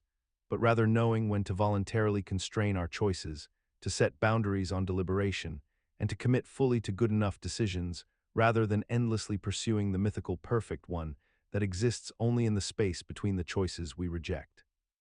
This wisdom becomes especially critical in an age of algorithmic curation, where platforms increasingly make choices for us, not to liberate us, but to exploit the very paralysis we experience, monetizing our indecision by removing the burden of selection entirely, which paradoxically feels like relief even as it surrenders our autonomy to invisible recommendation systems that optimize for engagement rather than genuine satisfaction.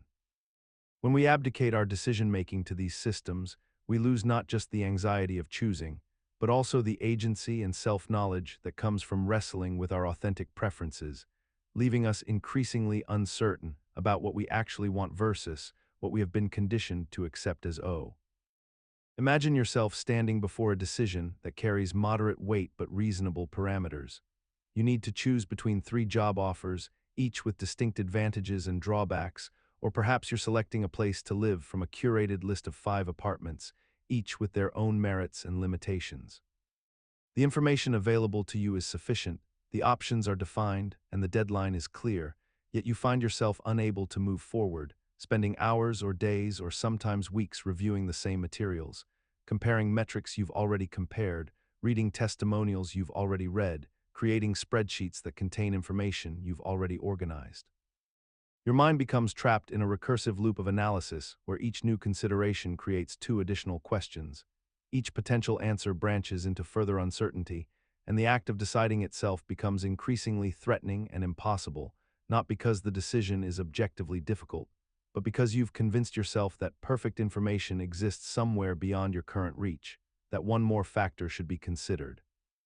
that the stakes are somehow exponentially higher than they actually are. This phenomenon, known as analysis paralysis, operates through a deceptively simple psychological mechanism. The human brain's threat detection system, which evolved to protect us from genuine danger, becomes confused by the abundance of choice and information in modern life. When faced with multiple options, our brain generates anxiety in anticipation of making the wrong choice, and rather than recognizing this anxiety as a false alarm, we interpret it as a signal that more analysis is needed, that we haven't yet gathered enough information to make a truly optimal decision.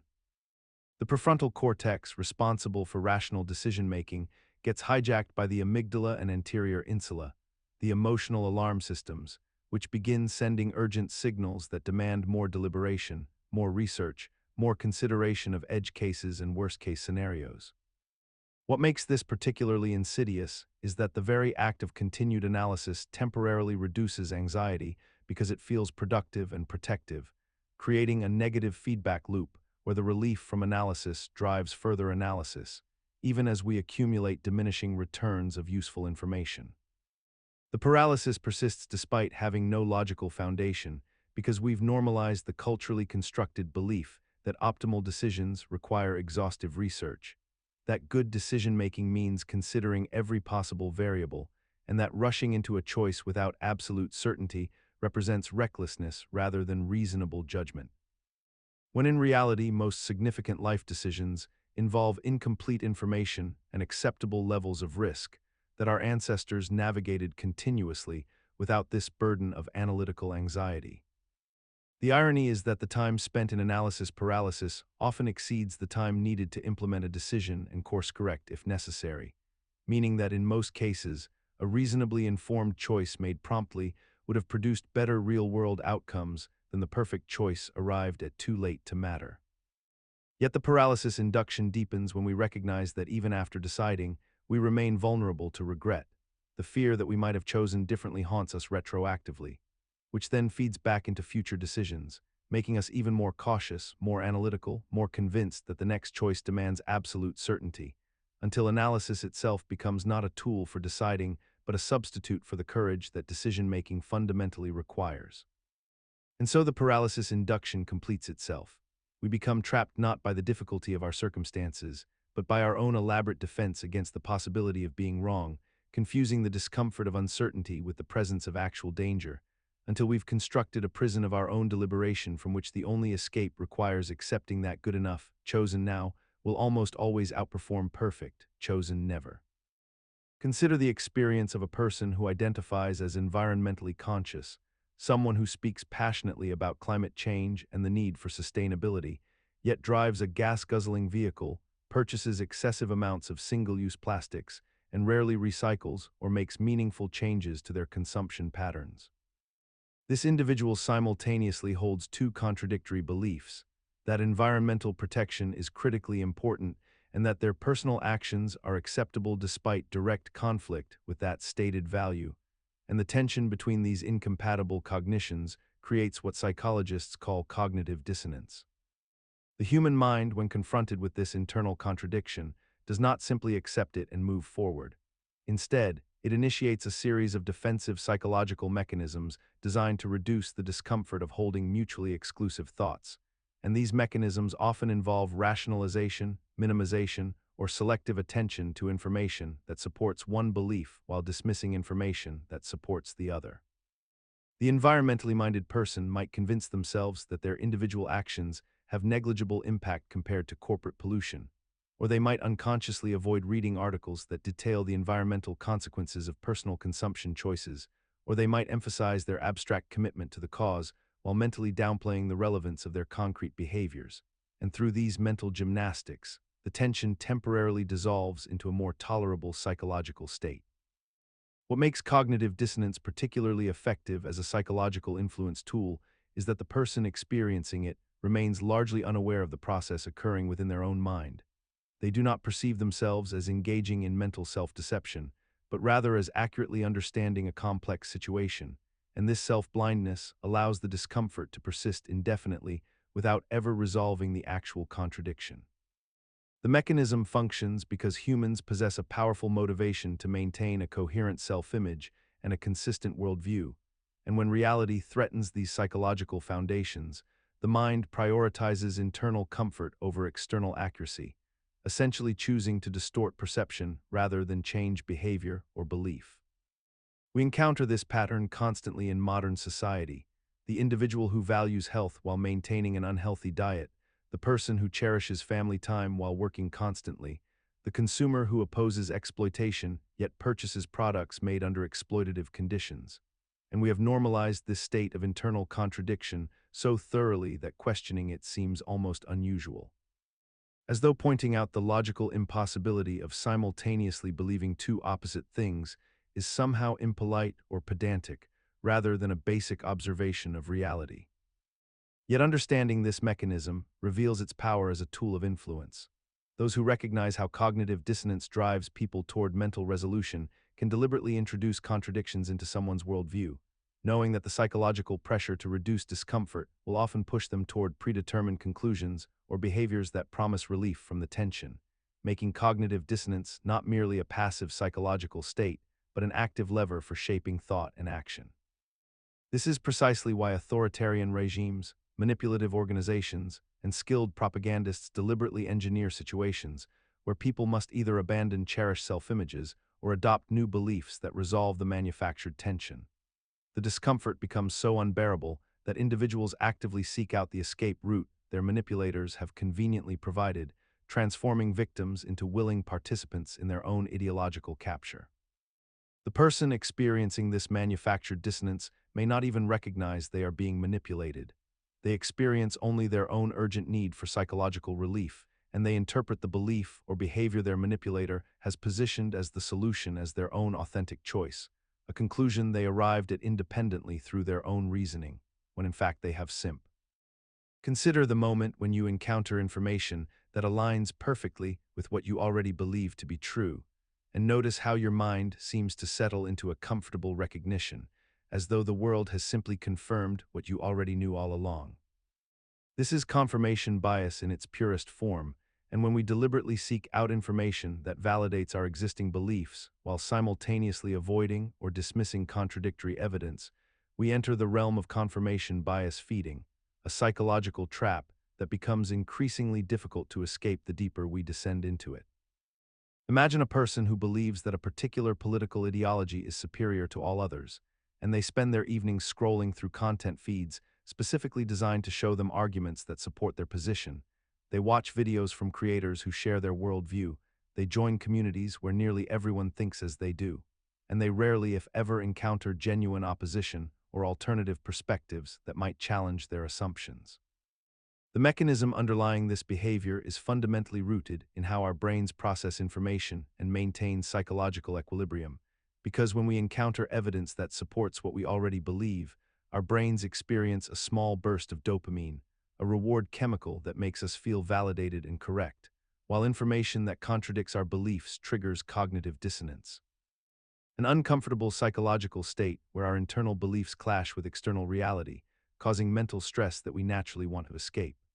So we solve this problem by simply feeding ourselves more of what makes us feel good, more of what confirms our existing worldview, creating a feedback loop where confirmation bias strengthens itself, where our beliefs become more polarized, more entrenched, and increasingly isolated from competing ideas or alternative framings of reality. What makes this particularly insidious is that confirmation bias feeding now occurs within algorithmic ecosystems designed explicitly to maximize engagement by showing you more of what keeps you watching, more of what makes you angry or excited or validated. And technology companies have essentially weaponized confirmation bias by building it into the architecture of their platforms, so that the more you engage, the more the algorithm learns what you want to see, and the more it feeds you exactly that. Until your entire informational environment becomes a mirror reflecting your own beliefs back to you infinitely.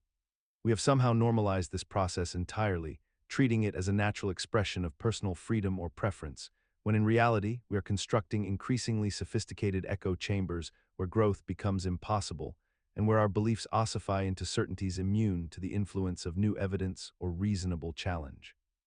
The tragedy is that confirmation bias feeding requires an active choice to sustain itself, yet we have made that choice feel passive and automatic through technology, making it feel like we are simply discovering what we want to discover, when in fact we are methodically starving ourselves of the intellectual friction necessary for genuine understanding. The antidote, then, is not to seek perfect objectivity, an impossible standard, but rather to deliberately create friction by exposing ourselves to thoughtful people who disagree with us, to read arguments against our positions written by their most capable advocates, and to recognize that the discomfort we feel when encountering genuine opposition is not a sign that we should retreat, but rather evidence that we are finally thinking. This intellectual friction is not comfortable. It requires us to hold uncertainty, to tolerate the possibility that we might be wrong, to sit with questions rather than rush toward answers. But this discomfort is precisely where genuine wisdom begins to form, where our beliefs become not stronger through isolation, but more resilient through testing. When we finally step outside our algorithmic bubbles and genuinely engage with someone whose worldview fundamentally differs from our own, we discover that the person we disagreed with is rarely the caricature our feed had constructed, and that most human be. Imagine you've just watched a news report about a plane crash that killed 200 people, and suddenly you become terrified of flying, despite the statistical reality that you're far more likely to die in a car accident on the way to the airport than in the aircraft itself. This is the availability heuristic at work, a cognitive shortcut where your brain judges the probability or frequency of an event based on how easily examples come to mind rather than on actual statistical data.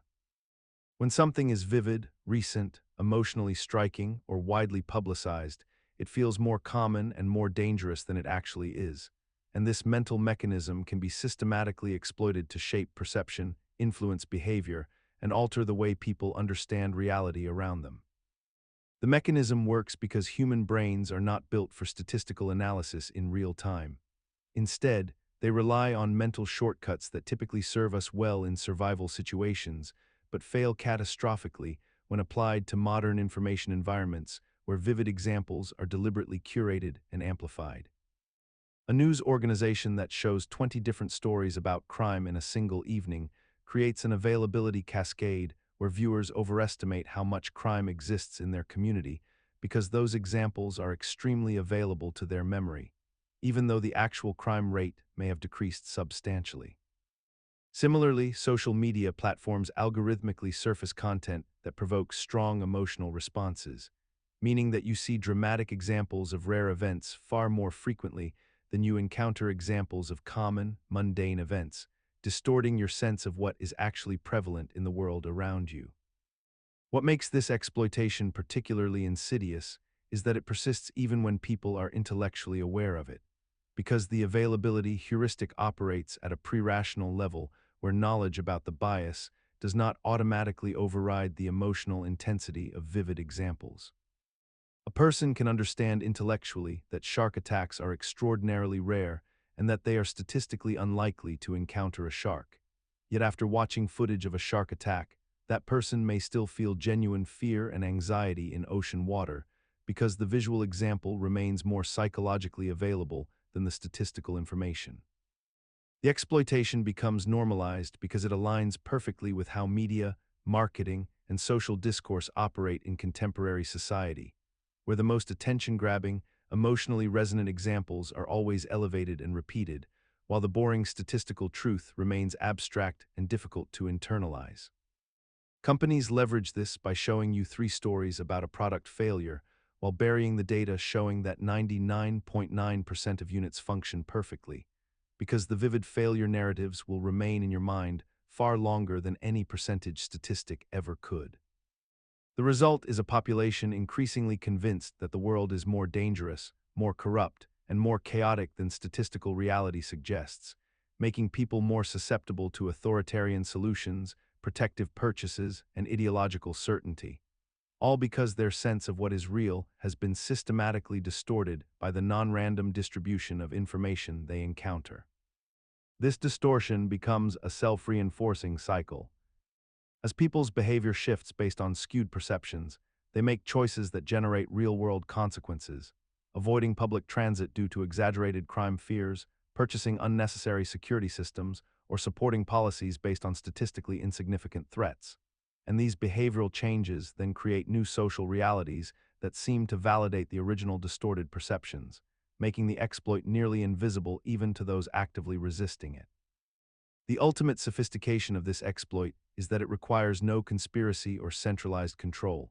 Media outlets, platforms, and individuals all independently gravitate toward amplifying the vivid and emotionally resonant, creating a distributed system of distortion that feels entirely natural and inevitable, making it nearly impossible to identify a clear perpetrator or point of intervention, and thus. Imagine walking into a grocery store where soft classical music plays quietly in the background, and without consciously noticing it, you find yourself moving more slowly through the aisles, spending more time browsing, and ultimately purchasing more items than you originally intended. The store manager never told you to slow down or buy more, yet something shifted in your behavior the moment you heard those gentle violin notes. This is priming, one of the most pervasive and invisible psychological mechanisms operating in our daily lives, where exposure to subtle environmental cues unconsciously influences our subsequent thoughts, feelings, and actions in ways we never recognize or acknowledge. The mechanism works because our brain is fundamentally lazy, constantly seeking shortcuts to process the overwhelming amount of sensory information bombarding us every second. And when we encounter certain cues, associations that we have formed throughout our lives activate automatically in our minds, creating a state of readiness for related thoughts and behaviors without our conscious awareness or permission. A person exposed to words associated with old age, such as slow, retired, or fragile, will walk more slowly down a hallway after the experiment, demonstrating that even abstract linguistic priming can manifest in physical behavioral changes that feel completely organic and self-generated rather than externally influenced. Similarly, when you see images of money before taking a test, you perform better because wealth-related priming activates thoughts about achievement and competition. Yet you would swear that your improved performance came purely from your own study habits and intelligence rather than acknowledging the invisible hand that guided your cognition moments before. What makes priming so insidious is that it operates entirely beneath conscious detection, and even when we are fully aware that priming studies exist and how they function, we remain vulnerable to their effects because the mechanism bypasses our rational, analytical mind entirely and speaks directly to our automatic, associative neural networks. We have normalized this phenomenon to such an extent that entire industries have been built upon it. From advertising agencies that meticulously craft environmental atmospheres designed to prime purchasing behavior, to political campaigns that strategically expose voters to subtle cues that prime them towards specific emotional states and decision-making patterns, to social media algorithms that prime us with carefully selected content before showing us advertisements or suggested posts. The persistence of priming despite our intellectual understanding of its mechanisms suggests that knowing something intellectually and being protected from it behaviorally are two entirely different neural phenomena, and we remain trapped within our own automatic responses even as we observe ourselves being manipulated by forces we can identify but cannot escape, creating a strange paradox of awareness without power. Yet perhaps the most troubling aspect is that this paradox deepens when we consider that resistance itself can be primed. We can be subtly guided toward believing we are making free choices even as we actively work to counteract manipulation, turning our very awareness into another layer of the trap that closes around us. When we attempt to consciously resist priming by reminding ourselves of its existence, we inadvertently activate the very mental networks we hope to suppress, a phenomenon known as ironic rebound, where the effort to think about something other than a primed concept actually strengthens its influence on our behavior. In this way, the architecture of our own minds becomes the mechanism of our manipulation, and awareness transforms from a tool of liberation into merely another corridor within the labyrinth from which escape remains perpetually out of reach. The cruelest irony is that the more sophisticated our understanding of priming becomes, the more elaborate the techniques deployed against us grow. Each new defense we develop merely inviting innovation in the art of invisible persuasion, ensuring that we are always one step behind the architects of our own subtle conditioning. Imagine walking into a crowded room wearing an outfit you're slightly unsure about, and immediately you feel as though every single person has stopped what they're doing to scrutinize your appearance with the same intensity you're scrutinizing it yourself. When in reality, most people are absorbed in their own conversations, their own insecurities, their own internal worlds, barely registering your presence at all. This is the spotlight effect, a cognitive bias where we dramatically overestimate how much others are noticing and evaluating us, as though we are performing on a stage with blinding lights trained directly upon our every movement and expression. The mechanism is deceptively simple yet profoundly powerful because our own perspective is the only one we can directly access and inhabit, so our attention naturally gravitates toward ourselves, making our actions, our appearance, our perceived mistakes feel monumentally significant in the shared space around us. When you trip slightly while walking, you experience it as a catastrophic moment of humiliation that surely everyone witnessed.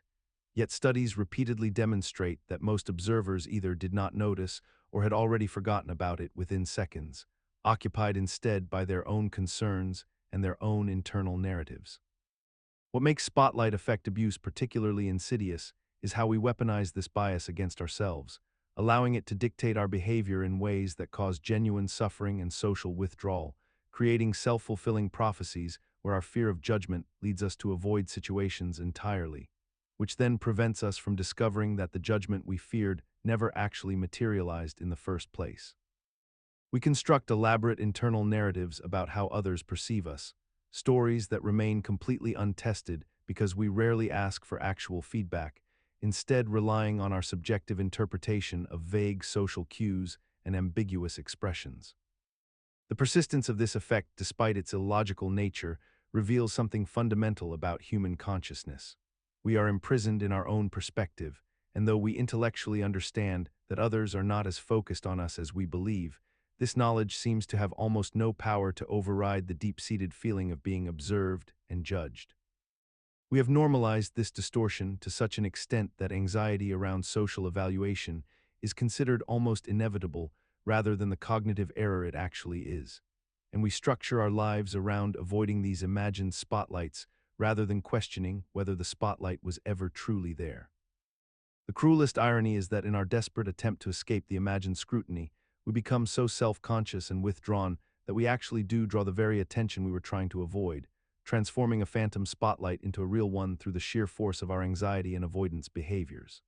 In this way, the spotlight effect abuse becomes a masterclass in how our internal fictions can reshape external reality, turning the cognitive bias itself into a self-actualizing prophecy. The tragedy is that we spend enormous energy managing an audience that was never really watching, exhausting ourselves with performance anxiety for a show that exists only in our minds, while the genuine connections we could be making remain just out of reach, obscured by the very self-consciousness we believed was protecting us from judgment. The antidote, paradoxically, lies not in trying harder to ignore the spotlight, but in recognizing that the audience's indifference is actually a gift, permission to be imperfect, unremarkable, and gloriously human without needing to earn the right through flawless performance. When we finally release ourselves from the tyranny of imagined observation, we discover that most people are far too preoccupied with their own spotlight effect to construct detailed judgments about us. And in that mutual obliviousness lies the foundation for genuine, unguarded human connection where we can simply exist rather than perform. The freedom to fail publicly, to be awkward or ordinary, becomes the very thing that allows us to show up authentically in our relationships and communities, transforming what we once saw as vulnerability into the corner. Imagine a crowded train platform during rush hour where a person collapses on the ground, clutching their chest and gasping for breath. Dozens of commuters stand nearby, phones in hand, yet nobody moves toward the person or calls for help immediately. Instead, they glance around, waiting to see if someone else will take action first. Minutes pass in this strange paralysis of collective inaction, even though any single person present possesses the ability and knowledge to summon emergency services or provide basic assistance.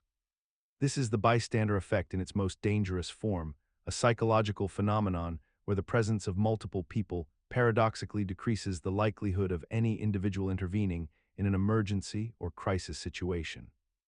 The mechanism operates through a diffusion of responsibility, where each person unconsciously calculates that someone else is more obligated, more qualified, or more willing to step in than they are. When you are alone and witness an emergency, the burden of action falls entirely on you, creating an unmistakable sense of personal responsibility that drives you toward intervention. However, when surrounded by others, that responsibility becomes distributed across the entire group, diluted so thoroughly that each individual feels only a fractional obligation. Additionally, there exists a powerful tendency toward pluralistic ignorance, where people look to others for cues about how to interpret and respond to the situation, creating a feedback loop where uncertainty breeds inaction, and inaction breeds more uncertainty. The truly unsettling aspect of this phenomenon is how routinely we normalize it despite its logical absurdity.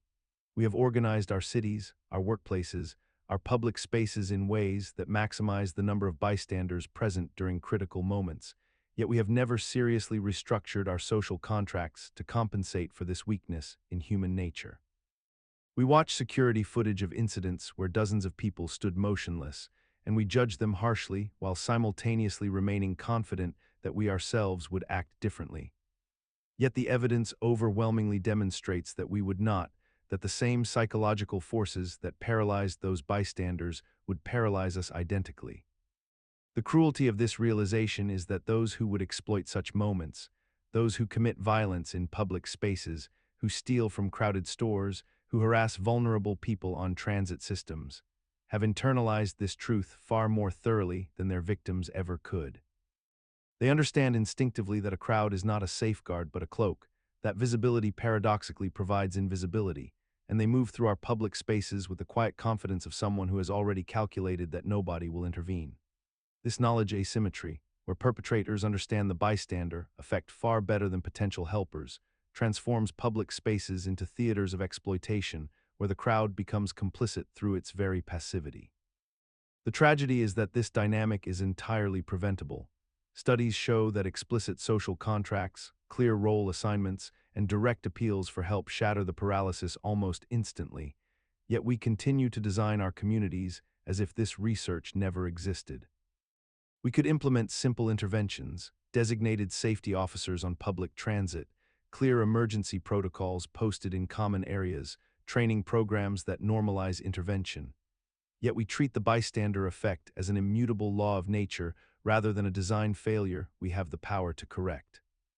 The gap between what we know works and what we actually do remains perhaps the most damning evidence that we have chosen, collectively and unconsciously, to tolerate this exploitation as the price of urban anonymity. We rationalize this tolerance by framing intervention as someone else's responsibility, the job of security, of police, of professionals, when in fact we are outsourcing our moral agency to systems that are themselves absent or overwhelmed, creating a perfect vacuum that exploitation rushes to fill.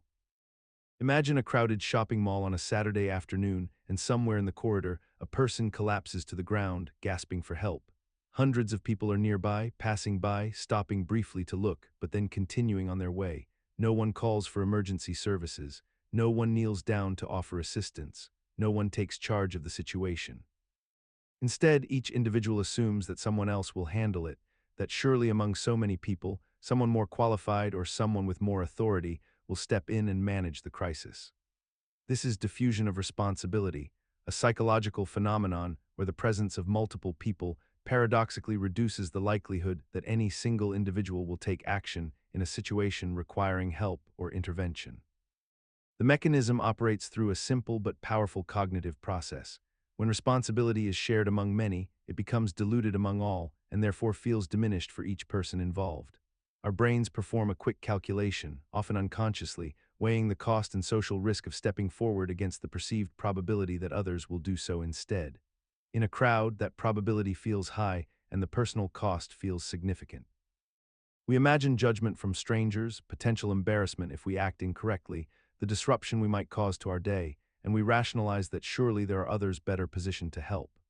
The more people present, the more diffuse this sense of individual obligation becomes, until it essentially evaporates into collective inaction. What makes this particularly troubling is how it persists despite being entirely illogical once examined closely. We know intellectually that large groups do not automatically generate individual helpers. We understand that numbers do not create competence or motivation. Yet we continue to rely on this same faulty reasoning, time and again, assuming that the presence of others absolves us of our own agency. This phenomenon operates not only in emergency situations, but throughout our daily lives.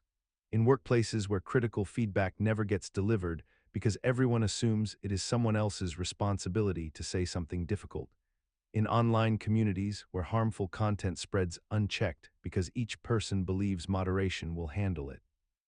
In civic matters where citizens remain silent about injustice, believing that voters, politicians, or activists will address the problem without their individual voice. We have essentially normalized the outsourcing of our responsibility to an abstract group, and in doing so, we have weakened our own capacity to act decisively when action is necessary. The antidote, paradoxically, is awareness itself coupled with deliberate action. When we recognize the diffusion occurring in real time and consciously choose to be the one who acts, we not only solve the immediate problem, but also model a different way of being for those around us, subtly shifting the social norm from passive observation to active engagement.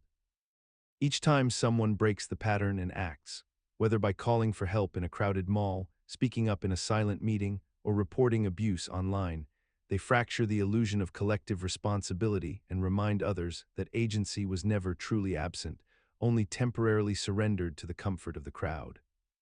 The courage required to break this pattern is rarely as dramatic as we imagine. Often, it simply means being the first to raise your hand, the first to speak an uncomfortable truth, or the first to acknowledge that waiting for permission or for others to move first is itself a choice, one that carries its own profound consequences.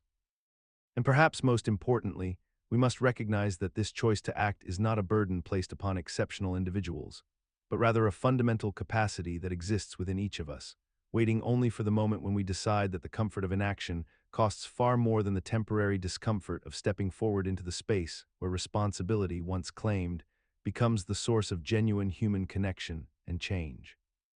Imagine walking into a room and seeing a person who is conventionally attractive, well-dressed, and composed, and within seconds you've already decided they are trustworthy, intelligent, and competent, even though you know absolutely nothing about their actual capabilities or character. This is the halo effect in its purest form, a cognitive bias so pervasive that it shapes nearly every significant decision we make in social and professional contexts. The phenomenon works like this. When we perceive one dominant positive trait in a person, that singular characteristic creates an invisible halo around them, and we unconsciously allow that glow to illuminate our perception of everything else about them. A person who is physically attractive becomes automatically assumed to be kinder, smarter, more successful, and more morally upright than their less conventionally attractive peers, despite there being no logical connection whatsoever between appearance and these internal qualities. This bias doesn't stop at physical attractiveness either. It extends to competence, status symbols, confidence, charisma, and even accent or the school someone attended. When a person speaks with authority and confidence, we tend to believe them more readily, regardless of whether what they're saying is actually true or whether they possess genuine expertise in that area. The mechanism behind this is rooted in cognitive efficiency. Our brains are essentially lazy processors that prefer to make quick judgments rather than conduct thorough analyses of each individual we encounter. By grouping positive traits together under one halo, we reduce cognitive load and make faster social decisions, which would have been advantageous in ancestral environments where snap judgments about trustworthiness could be matters of survival. However, what once served us has now become a profound vulnerability that is systematically exploited by advertisers, politicians, celebrities, and anyone seeking to influence our behavior or beliefs. We see this manipulation most obviously in celebrity endorsements, where a famous athlete or actor with no legitimate connection to a product becomes the face of that product simply because their positive halo transfers to the brand, making consumers more likely to purchase despite the complete absence of evidence that the celebrity possesses any relevant knowledge about what they're promoting. In politics, candidates who are photogenic, articulate, or possess a certain charisma can generate tremendous support even when their policy positions are vague or nonsensical, because voters project competence and leadership onto the halo they perceive. In dating and relationships, people we find attractive are given credit for personality traits and values they may not actually possess, leading to relationships built on illusion rather than genuine compatibility. What makes this particularly insidious is that we remain almost entirely unaware of it happening in real time. The halo effect operates beneath conscious awareness, and even when we know it exists intellectually, we still fall victim to it emotionally and intuitively. We've normalized this tendency so completely that it's embedded in every layer of society, from hiring practices where physically attractive candidates receive more favorable treatment and higher salary offers for identical work, to judicial systems where defendants perceived as likable receive lighter sentences than those deemed less sympathetic. The persistence of the halo effect, despite our collective knowledge of it, suggests that knowing about a bias doesn't automatically protect us from being influenced by it, and that some aspects of human cognition may be so fundamental to how we process reality that they cannot be simply overridden through awareness alone. The most effective defense against halo effect manipulation isn't to try to ignore first impressions entirely, but rather to deliberately separate traits in our evaluation of people, to consciously ask ourselves whether the confidence we're admiring in a salesman actually correlates with product quality, or whether the physical attractiveness of a political candidate tells us anything meaningful about their policy expertise. Consider the scenario where a person with minimal experience in a particular field becomes inexplicably confident in their mastery of it, often more confident than those who have spent years developing genuine expertise. And imagine how this psychological vulnerability can be systematically exploited by those who understand the mechanism well enough to weaponize it against the unsuspecting masses who fall victim to its effects without ever realizing what has happened to them. The Dunning-Kruger Effect describes a cognitive bias wherein individuals with low ability in a domain lack the metacognitive capacity to recognize their own incompetence, which creates a peculiar inversion where the least knowledgeable people in the room tend to be the most vocal about their certainty, while the experts remain appropriately humble about the vast complexity of what they do not yet understand. In real life, this manifests as the amateur investor who has read 2 books about cryptocurrency and suddenly believes they can predict market movements better than financial analysts with decades of experience, or the person who watched several documentary videos about nutrition and now lectures their friends with unshakable conviction about dietary science, or the individual who spent a few weeks learning basic programming and confidently asserts they could build enterprise-level software systems if given the chance. The exploitation of this effect occurs when manipulators deliberately target this specific psychological vulnerability by positioning themselves as the knowledgeable guide to someone trapped in the confidence zone of incompetence, offering simplified frameworks that feel comprehensive, providing just enough information to make the victim feel educated without providing enough context to recognize the gaps in their understanding, and crucially, flattering the victim's nascent sense of expertise so they become emotionally invested in defending their new worldview rather than continuing to question it. What makes this particularly insidious is that the victim experiences genuine psychological satisfaction from this process. Their brain releases dopamine when they feel they have solved complex problems or gained insider knowledge, which creates a reward loop that keeps them engaged and loyal to whoever is providing this false sense of mastery and understanding. The mechanism persists because it exploits something fundamental about human neurology, the fact that our brains are pattern-matching machines that feel satisfied when they believe they have found a pattern, regardless of whether that pattern reflects objective reality, and the more simplified and elegant the pattern, the more satisfying it feels, which means that false but elegant frameworks often feel more psychologically rewarding than true but complex ones. We have essentially normalized this entire dynamic in modern information environments where confidence is frequently mistaken for competence, where the ability to speak authoritatively about something is treated as equivalent to actually understanding it, and where platforms algorithmically reward the most confident voices regardless of their accuracy. Creating entire ecosystems where the Dunning-Kruger effect becomes not just an individual psychological quirk, but a structural feature of how information flows through society, shaping what gets amplified, what gets believed, and ultimately what becomes the dominant narrative in the minds of millions. The result is a society primed for exploitation at scale, where charismatic charlatans and sophisticated manipulation campaigns can engineer mass belief in false frameworks by simply positioning themselves as confidently authoritative guides to audiences who lack the foundational knowledge to distinguish between legitimate expertise and performative certainty, transforming individual cognitive bias into a collective vulnerability that shapes political movements, consumer behavior, health decisions, and the basic factual assumptions millions of people use to navigate reality itself. The tragedy is that once someone has invested their identity and social standing in a false framework, correcting the record becomes not a matter of presenting better evidence, but of asking them to accept a humiliating demotion. Consider the ordinary morning commute where you observe countless drivers around you making mistakes, cutting into lanes without signaling, braking suddenly, moving too slowly or far too quickly for the conditions. Yet when you yourself make a driving error, you instantly construct a narrative to explain it away as circumstantial rather than reflective of your actual skill.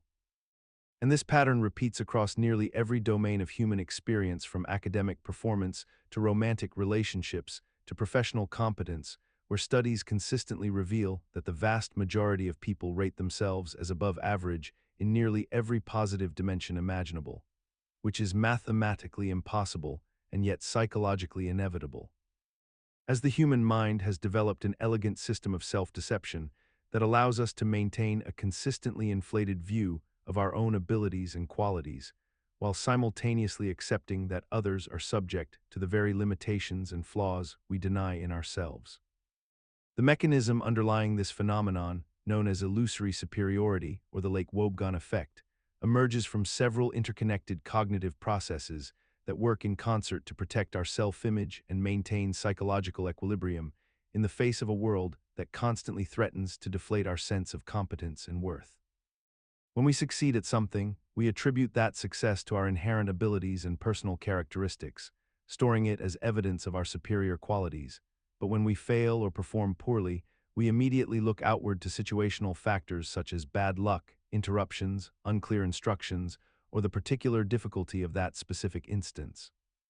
And this asymmetrical pattern of attribution creates a distorted mirror in which our reflection always appears more capable and admirable than the reflections surrounding us. The brain accomplishes this through selective attention and memory construction, focusing on evidence that supports our positive self-image while minimizing or reinterpreting evidence that contradicts it. And because this process occurs largely outside conscious awareness, we genuinely believe our self-assessment is objective and accurate rather than recognizing it as an elaborate defensive maneuver. What renders this phenomenon particularly fascinating is how persistent it remains despite being nearly universal and therefore easily observable in others. For we can clearly see how our colleagues overestimate their contributions to group projects, how our relatives imagine themselves as better drivers than they actually are, and how our friends rate their own parenting skills higher than objective measures would suggest, yet we rarely extend this recognition to ourselves. Instead, maintaining the conviction that our self-assessment is among the rare accurate ones, that we possess genuine insight into our actual abilities, whereas others are deluding themselves. This contradiction has become so normalized in human psychology that we barely register the strangeness of a species that simultaneously knows about this bias, and yet remains almost entirely susceptible to it, suggesting that the need to maintain a positive self-image operates at such a fundamental level of human motivation that even knowledge of our tendency toward self-deception proves insufficient to overcome it. And we continue constructing our elaborate internal narratives that position us as fundamentally more competent, more moral, more insightful, and more deserving than the statistical average would permit, finding in this illusion a kind of psychological necessity that transcends logic and persists as a universal feature of human consciousness. Perhaps this explains why the recognition of illusory superiority in others rarely translates into humility about our own limitations. For to truly internalize this knowledge would require dismantling the very psychological scaffolding that allows us to face each day with confidence and purpose. And most human beings, quite reasonably, choose the comfort of the illusion over the paralyzing clarity of accurate self-assessment. Consider the moment when a restaurant that was once empty suddenly becomes crowded, and now people are willing to wait hours for a table, convinced that the food must be exceptional simply because others are there, when in reality nothing about the food or service has changed at all. The bandwagon effect is the psychological phenomenon where individuals adopt beliefs, behaviors, or make purchasing decisions primarily because many other people are doing the same thing, creating a self-reinforcing cycle where popularity itself becomes the primary justification for participation. When you walk past a crowded venue and feel compelled to enter simply because of the crowd, or when you purchase a product because millions of others have done so, you are experiencing the subtle mechanics of social proof overriding your individual judgment. The mechanism operates through several interconnected layers of human cognition and social instinct. First, there exists an evolutionary preference for following group behavior, as throughout human history, doing what the majority does often meant increased safety and access to resources that had been vetted by collective experience. Our brains developed shortcuts that treat popularity as a proxy for quality or correctness, allowing us to make rapid decisions without exhaustive personal research. When you observe that everyone around you believes something or wants something, your brain interprets this as evidence that the belief or desire is valid, and the more people who demonstrate this behavior, the stronger this signal becomes in your mind. The bandwagon effect also connects deeply to our fear of being left out or appearing foolish by standing apart from the group, what psychologists call fear of missing out or social anxiety about nonconformity. Additionally, humans naturally assume that if so many people cannot be wrong simultaneously, there must be something genuinely valuable or true about whatever is popular. The truly unsettling aspect of the bandwagon effect is how thoroughly it persists even when we are consciously aware that it exists, and even when we have explicit knowledge that the popular choice may not be the best choice for our individual circumstances. We continue to watch friends post about a vacation destination on social media and immediately feel we should visit the same place, creating overtourism and crowding at locations that may not even be personally suited to our interests or budgets. We observe that a particular fashion trend is everywhere and suddenly feel outdated or inadequate if we are not participating, despite the fact that our clothing preferences should be independent of what percentage of the population wears something similar.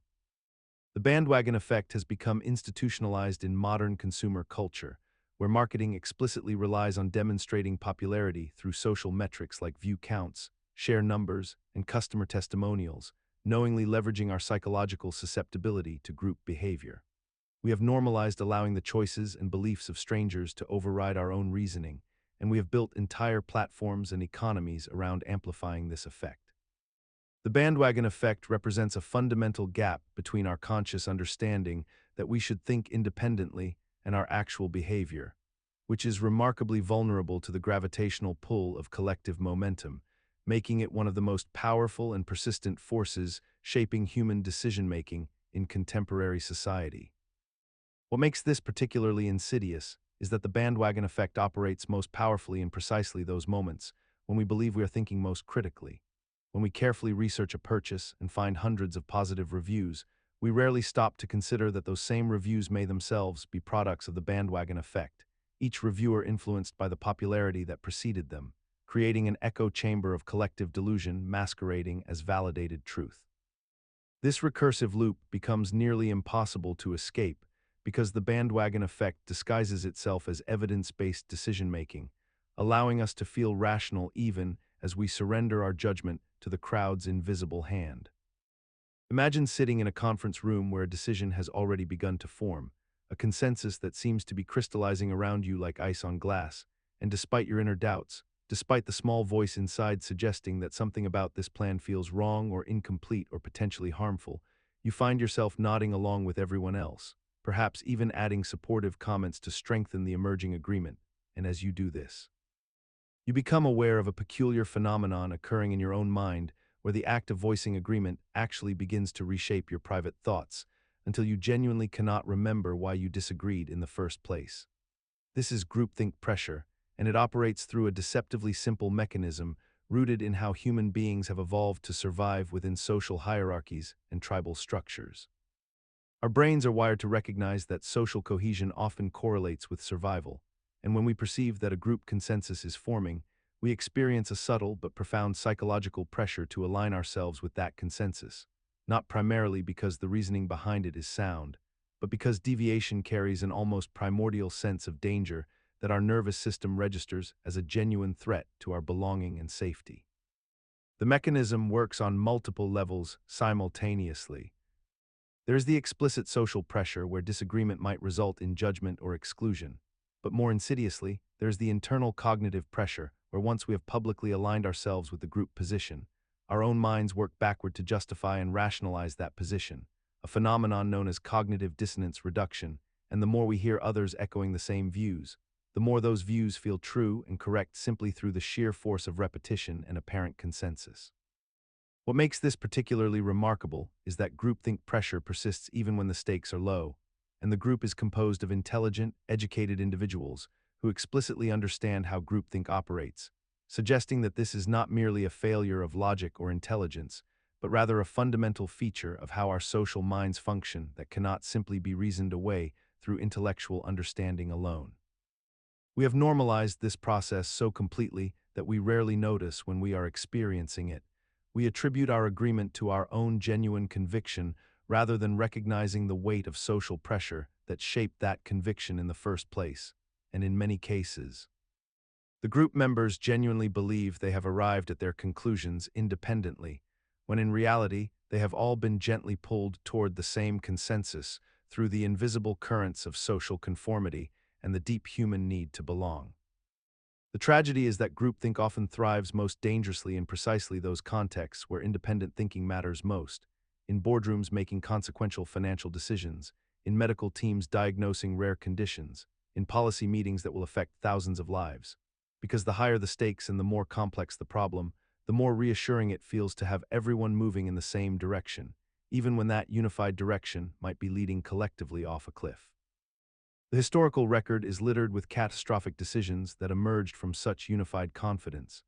The invasion of the Bay of Pigs, the decision to launch the Challenger shuttle despite known risks, the financial models that preceded the 2008 collapse, each one featuring intelligent people who failed to voice dissenting doubts until it was far too late, suggesting that the antidote to groupthink is not better arguments or sharper minds, but rather the deliberate creation of psychological safety for genuine disagreement, a space where the social cost of dissent is finally lower than the cognitive cost of conformity. This requires deliberate structural changes, assigning someone the explicit role of devil's advocate, inviting anonymous dissent, separating the idea generation phase from the decision-making phase. Because without such guardrails, the gravitational pull toward consensus will inevitably reassert itself, and we will once again find ourselves nodding along in TH. Imagine a scenario where someone asks you to sign a petition supporting a local environmental initiative, something small and seemingly inconsequential, a brief moment of your time on a Saturday afternoon at a community center, and you agree because the cause feels righteous, and the commitment requires almost nothing from you, just a signature and perhaps your email address. Weeks later, the same organization contacts you with a larger request, perhaps asking you to volunteer for 4 hours on a weekend or to make a financial donation to their efforts. And remarkably, your likelihood of agreeing has increased substantially compared to someone who was never asked to sign that initial petition. This phenomenon operates on a principle so fundamental to human psychology that once you become aware of it, you begin to notice it everywhere in your daily life, shaping your choices in ways you never consciously intended. The mechanism works like this. When you commit to something, even something trivial, your mind develops an internal pressure to maintain consistency with that commitment, a deep psychological need to align your future actions and beliefs with the positions you have already publicly or privately taken. It is not merely that people prefer to be consistent. Rather, consistency becomes a cornerstone of how we construct our identity and how we navigate our understanding of who we are in relation to the world around us. Once you have taken a stand, however small, your brain begins to view yourself as the type of person who holds that position, and subsequent requests that align with that identity become far more difficult to refuse because refusing them would create cognitive dissonance, an uncomfortable psychological state where your actions contradict your self-image. This is why effective persuaders, whether they are fundraisers, marketers, or even manipulators, begin with the smallest possible commitment, the barely noticeable request that you will almost certainly accept, and then they gradually escalate their requests, knowing that each small agreement locks you further into a consistency loop from which escape becomes psychologically painful. What makes this mechanism particularly insidious is that it operates almost entirely outside our conscious awareness, and even when we understand it intellectually, we find ourselves susceptible to it, caught in the tension between our rational mind recognizing the pattern and our deeper psychological need to maintain a coherent sense of self. We have normalized this as simply being reliable or principled, when in reality we are often just following an automatic psychological pathway that requires no logical justification. And we have constructed entire social systems around this principle, from contracts to pledges to public declarations, all of which leverage this fundamental aspect of human nature to lock people into patterns of behavior and belief that may or may not serve their actual interests. The irony lies in recognizing that this consistency principle, while evolutionary in origin, a mechanism that once helped us build trust and reputation in small tribes, now scales to manipulate us in ways our ancestors never encountered, making us complicit in our own persuasion through the simple act of wanting to remain true to ourselves. Yet understanding this mechanism offers a paradox. The awareness itself becomes another layer of consistency to maintain, as we must now reconcile our image as someone who knows about manipulation with our continued susceptibility to it, creating a strange loop where knowledge becomes just another door through which persuasion enters. Perhaps this is why the most persuasive people are not those who make grand appeals to logic, but rather those who understand that once you have answered yes to any question, the architecture of your own consistency becomes their most powerful tool, and the tragic elegance of the system is that you willingly reinforce your own chains. The smoker who has already admitted to a friend that they are trying to quit finds themselves more likely to refuse that next cigarette offered at a bar, not because their lungs suddenly strengthened, but because refusing it now aligns with the identity they have publicly claimed, the voter who has declared. Imagine you attend a free introductory seminar for a real estate investment program, and the presenter asks for a show of hands from anyone interested in learning more, and you raise your hand almost reflexively, because everyone around you is doing the same thing and it costs nothing. So why not? And then 2 weeks later you find yourself paying for the premium workshop, and then a month after that you've invested in the full coaching package.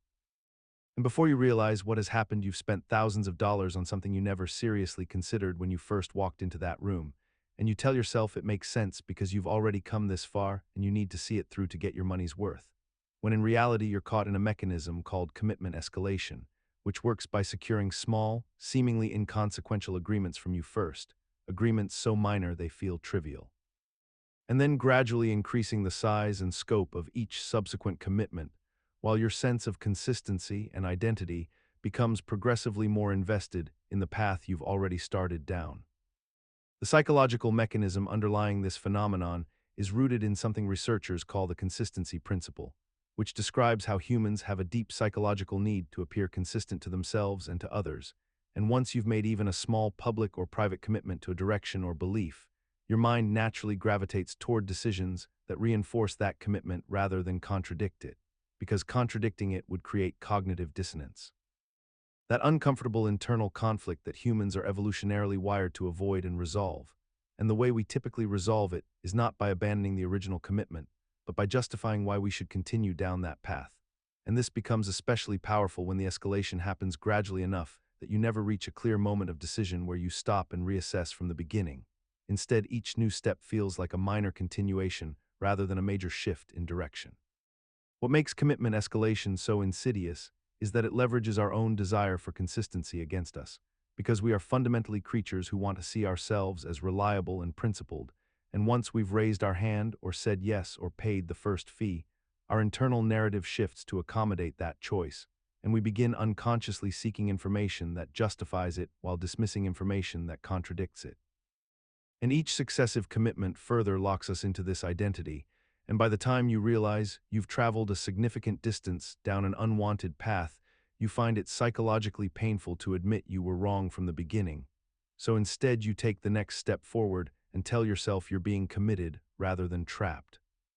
The truly remarkable aspect of commitment escalation is how it persists in our modern world despite the fact that we are supposedly more aware of psychological manipulation than ever before. And yet we watch it happen in subscription services that start at 99 cents a month and somehow become $150 by the time you check your billing statement. And we see it in relationships where small compromises gradually lead to situations we never would have accepted up front. And we experience it in our careers where accepting one project leads to taking on responsibilities that would have seemed impossible if someone had asked us to do it all at once in our first day of employment, suggesting that awareness alone is insufficient protection against mechanisms that operate through our own desire to be consistent with ourselves. The defense against commitment escalation is not to avoid making commitments altogether, but rather to build in deliberate checkpoints where you stop and ask yourself whether you would choose this same path if you were starting fresh today, and to recognize that changing course mid-commitment is not a failure of character, but a success of self-awareness. Because the moment you realize a commitment no longer serves you is precisely the moment when abandoning it becomes not just permissible but necessary, and the earlier you make that realization, the less painful the. Consider a moment when someone tells you that you are lazy, and from that point forward, you begin to unconsciously arrange your behaviors to align with that singular descriptor, as though the label has become a blueprint for your identity rather than a mere observation. The labeling technique is a psychological phenomenon wherein the act of assigning a categorical name to a person, behavior, or characteristic becomes a self-fulfilling prophecy that shapes how individuals perceive themselves and subsequently conduct their actions in the world. When a teacher tells a student that they are naturally gifted at mathematics, that student begins to internalize this label, and in moments of difficulty, they interpret their struggles not as evidence of the label being false, but rather as temporary setbacks before they inevitably return to their true nature as someone mathematically talented. Conversely, when a child is repeatedly told they are shy or awkward or incapable, they unconsciously begin to filter social interactions through this lens, actively seeking out evidence that confirms the label while dismissing or minimizing evidence that contradicts it. All because the human brain has a profound tendency to organize reality around the narratives and categories we have been given or have adopted for ourselves.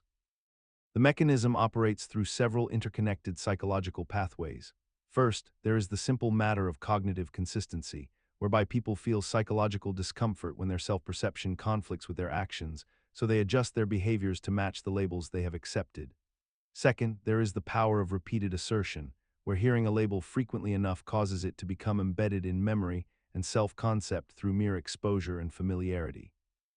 And third, there is what psychologists call the Pygmalion effect, a phenomenon where the expectations placed upon us by others actually influence our performance and development,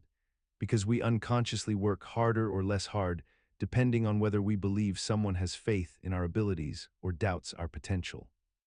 What makes this technique particularly insidious and deeply troubling is that it persists with almost no logical justification in a rational world,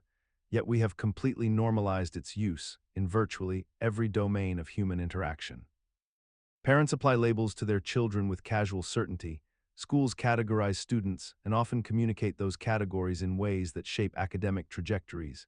Employers make judgments about competence and potential that become self-perpetuating, and society at large sorts people into categories based on appearance, background, and circumstance, all while these labels begin their quiet work of reshaping consciousness and behavior. We treat labels as though they are stable, objective facts about reality rather than what they actually are. Fluid, subjective interpretations that gain power only through our collective agreement to treat them seriously. The truly unsettling aspect is that we rarely stop to question whether the initial label was ever accurate or fair, yet we allow it to guide not just how others perceive us, but fundamentally how we perceive ourselves, making it nearly impossible to distinguish between who we actually are and who we believe we are supposed to be.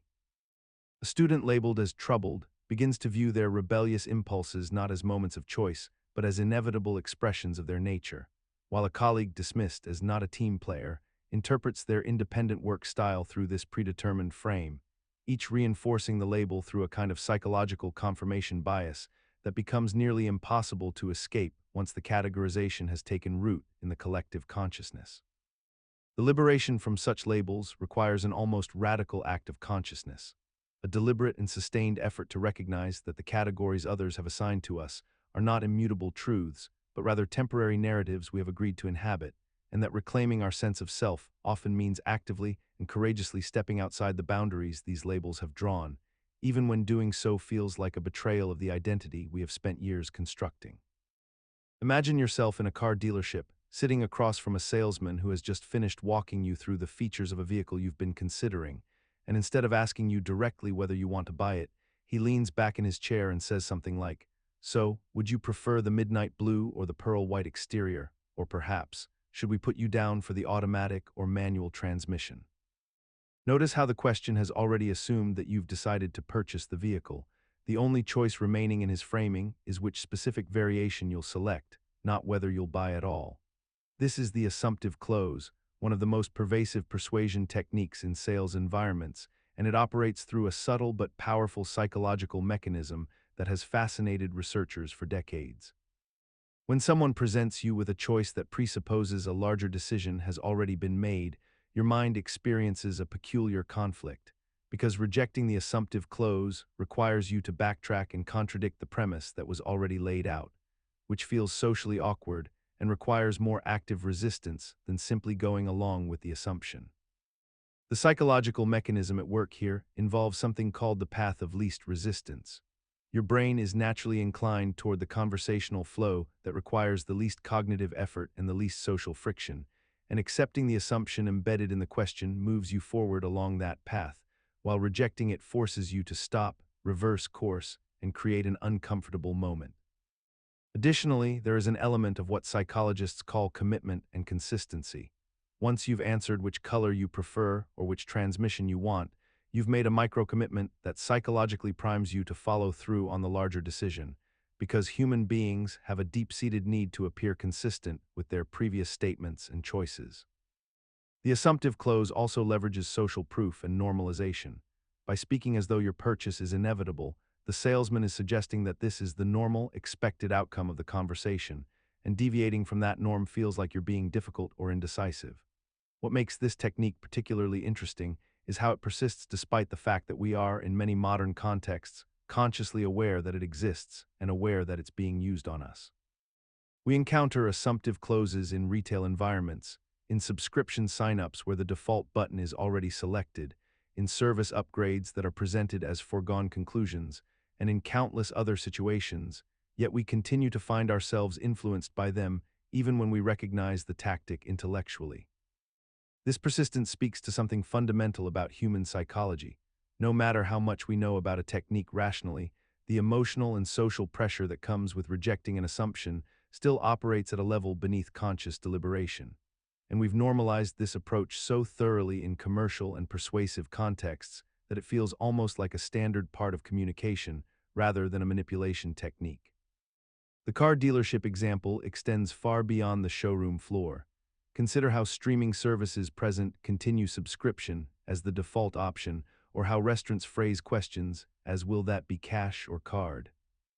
Rather than "would you like to pay?" Each instance quietly reshapes what feels like a choice into what feels like an inevitability, making the assumptive close one of the most invisible yet effective tools in the persuader's arsenal precisely because it operates within the boundaries of ordinary conversation. The power of the assumptive close ultimately lies in its ability to collapse the decision-making process into what feels like a mere detail. By the time you realize you've been guided toward a conclusion, you've already invested enough cognitive and emotional energy in the interaction that backing out feels like admitting defeat rather than exercising your autonomy. Consider a moment when someone presents you with what appears to be a choice between two options, and you find yourself believing those are the only possibilities available to you, even though the world rarely functions in such binary terms. This is the false dilemma, a cognitive trap that narrows your perception of reality into an artificially constrained set of alternatives. And once you understand how it operates, you begin to notice it everywhere in conversations, advertising, politics, and even in your own internal dialogue.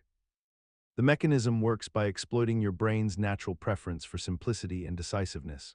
When faced with complexity, your mind seeks patterns and quick categorizations, and a false dilemma provides exactly this kind of false clarity by eliminating the uncomfortable gray space between two extremes. Someone might say you either support this position completely or you oppose it entirely, with no middle ground acknowledged, and your brain accepts this framing because rejecting it would require holding multiple contradictory ideas simultaneously, which feels cognitively demanding.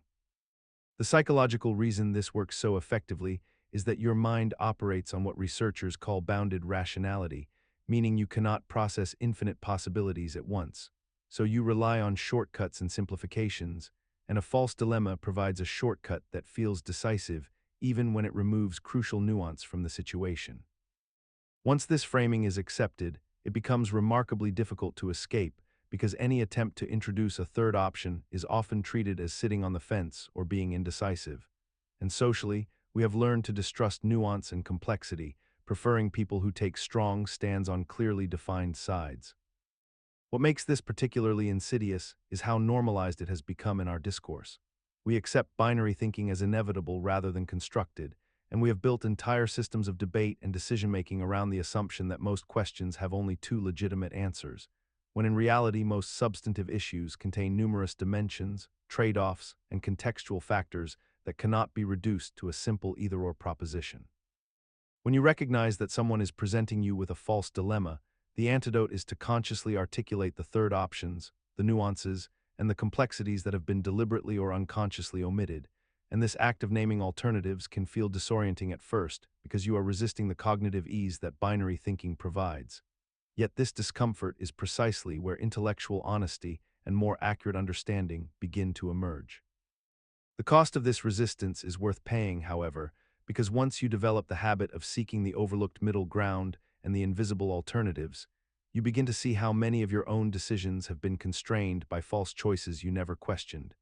and you recognize opportunities and solutions that were always present but obscured by the binary frame that had been imposed upon you. This shift from binary to multidimensional thinking becomes especially powerful when you apply it to your own life. The career choice that felt like stay in a dead-end job or abandon financial security might actually contain options like gradual skill building, lateral moves, or entirely reimagined definitions of success. And suddenly the false dilemma dissolves, revealing a landscape of possibility that was always there beneath the artificial constraint. And perhaps most importantly, this practice of rejecting false dilemmas trains you to become skeptical of any argument that begins with "you have to choose between," recognizing it as a signal that someone, whether an advertiser, politician, or your own anxious mind, is trying to manipulate you through artificial constraint rather than engaging with the actual complexity of your situation. The true skill lies not in choosing between the two options presented to you, but in developing the confidence to step outside the frame entirely and ask whether these were ever the real choices at all, recognizing that the person or system proposing the dilemma often benefits from your acceptance of their artificial constraints, while you bear the cost of the unexplored. Imagine you're in a conversation with someone about whether social media should have stricter content moderation policies, and you present a nuanced argument that certain categories of speech require oversight while still preserving fundamental freedoms of expression. Your conversation partner pauses, nods slowly, and then responds by saying, "So you basically want to create a totalitarian surveillance state where the government controls every word people say and crushes all dissent." You find yourself shocked, confused, and somehow on the defensive about something you never actually claimed, and this is the Strawman argument in its most distilled and psychologically potent form. The Strawman argument works by taking the actual position someone has presented and replacing it with an exaggerated, distorted, or fundamentally different version of that position, one that is far easier to attack and ridicule, and then the person proceeds to dismantle this false representation while completely ignoring the legitimate argument that was originally made. The psychological mechanism operating beneath this tactic is remarkably elegant in its deception. because it exploits the human mind's tendency to seek cognitive closure and its preference for fighting battles it can easily win rather than grappling with complexity and nuance. When someone introduces a strawman, they are essentially offering your mind a much simpler problem to solve, a problem where the solution feels obvious and where your opponent appears unreasonable or even dangerous. And your brain naturally gravitates toward this simpler framework because it requires less effort and produces a clearer sense of resolution.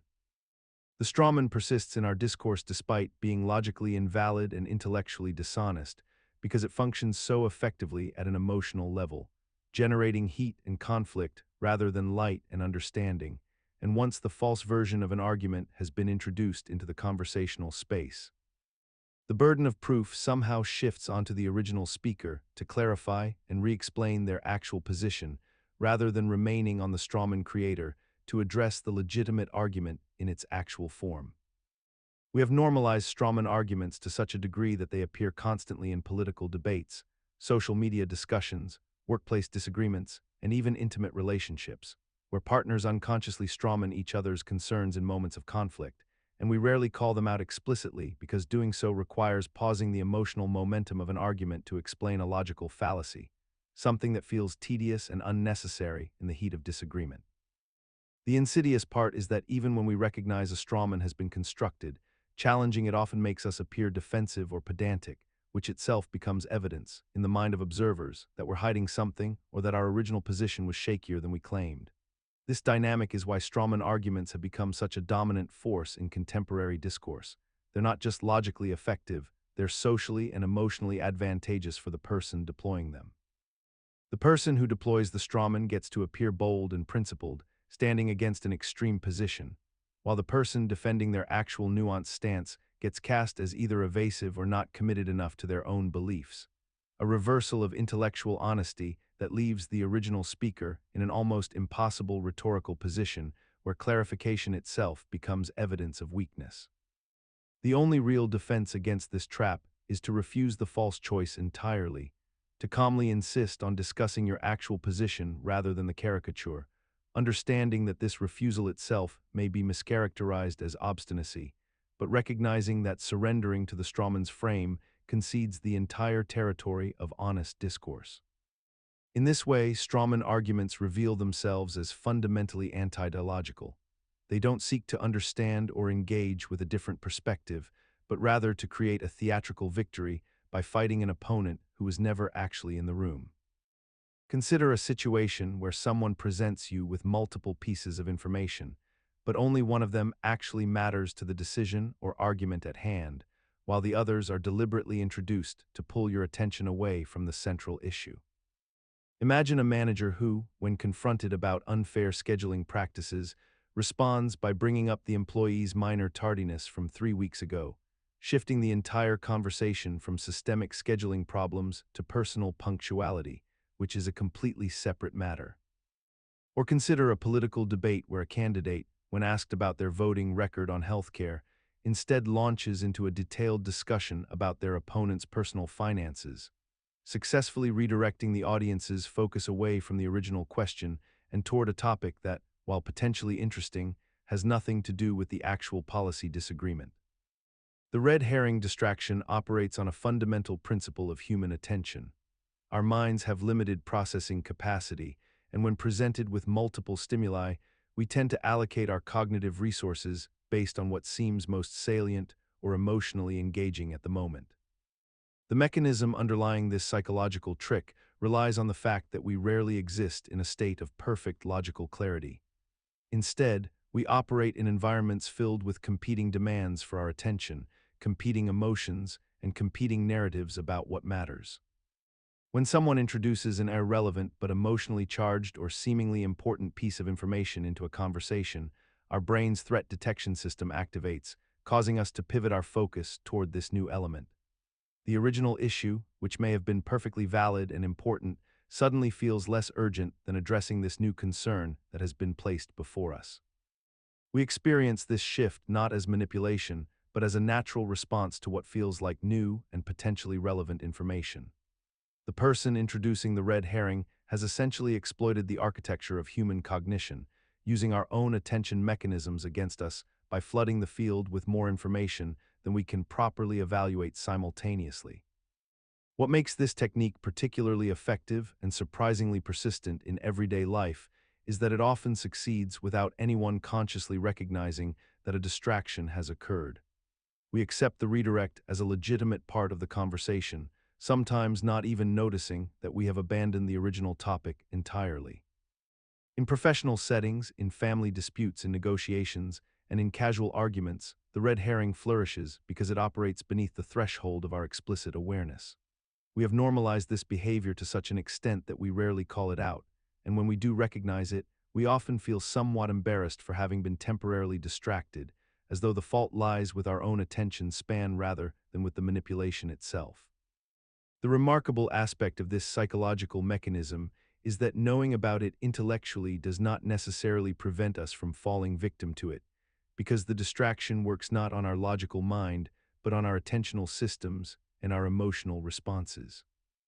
Even as you read this description and understand the mechanism completely, you would still be vulnerable to a well-timed red herring in a moment when your cognitive resources are already stretched thin, when you are emotionally invested in a conversation, or when the irrelevant information seems particularly urgent or concerning.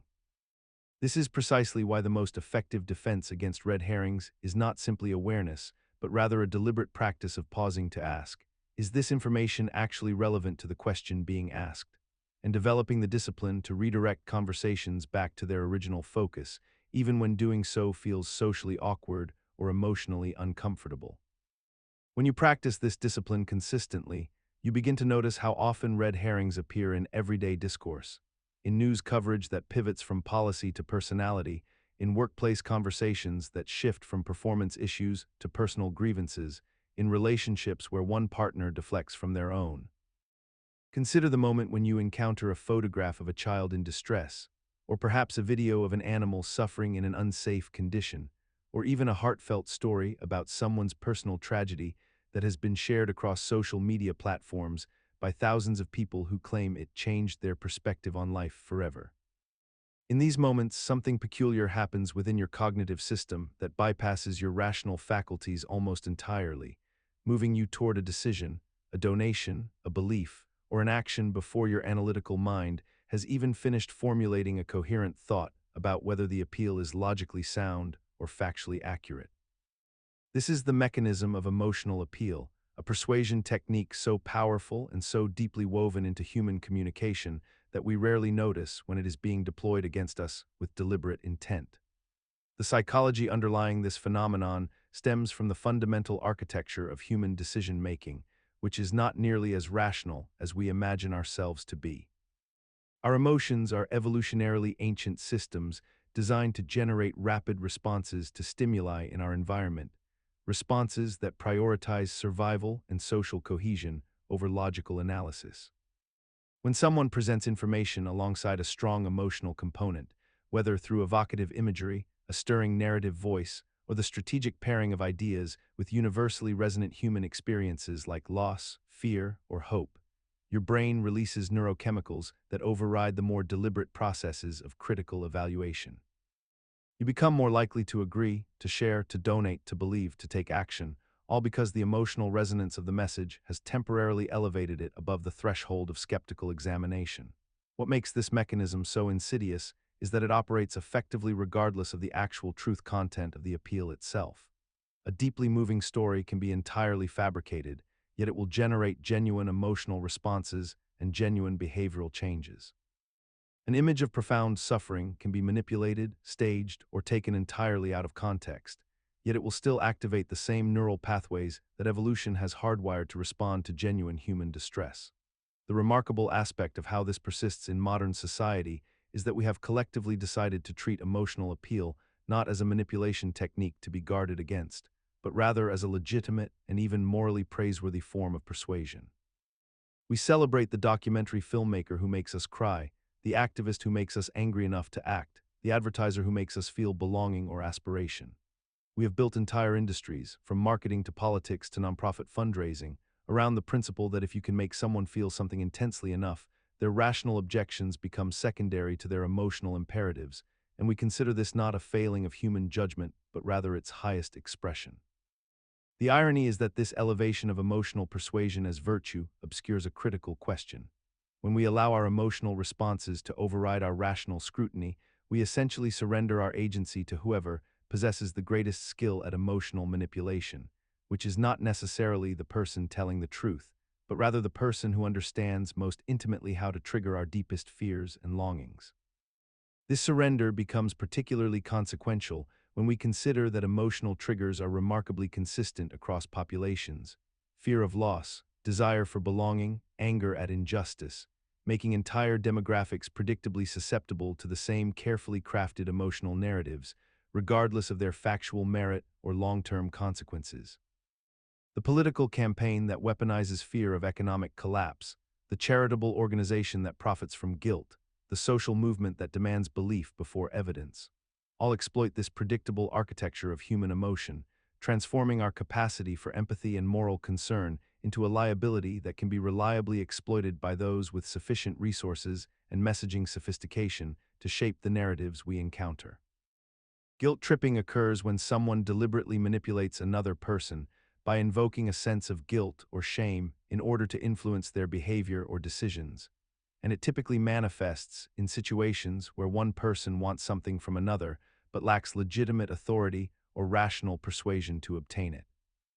Imagine a parent who says to their adult child, "I suppose I'll just sit here alone on the holidays since you're too busy for family," despite the child having legitimate reasons for their absence, or consider a romantic partner who responds to a boundary with, "If you really loved me, you wouldn't need time away from me," transforming a reasonable request into evidence of insufficient devotion.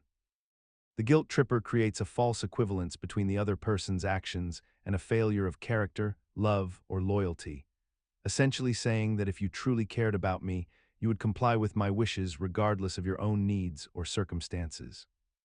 The psychological mechanism underlying guilt tripping relies on our deeply ingrained social instincts and our evolutionary need to maintain group cohesion and approval,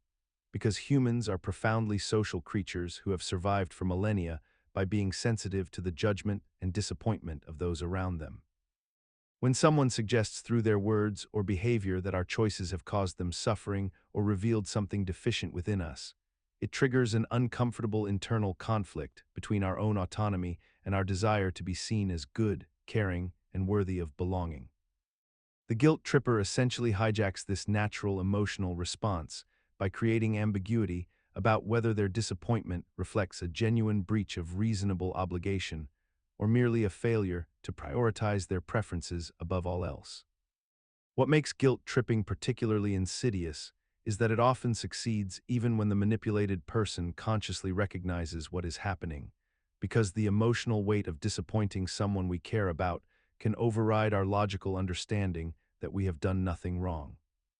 We have normalized guilt tripping across countless relationships and contexts, from family dynamics to workplace situations to friendships, perhaps because it often operates beneath the surface of direct confrontation and allows both parties to maintain a facade of civility while the manipulation continues.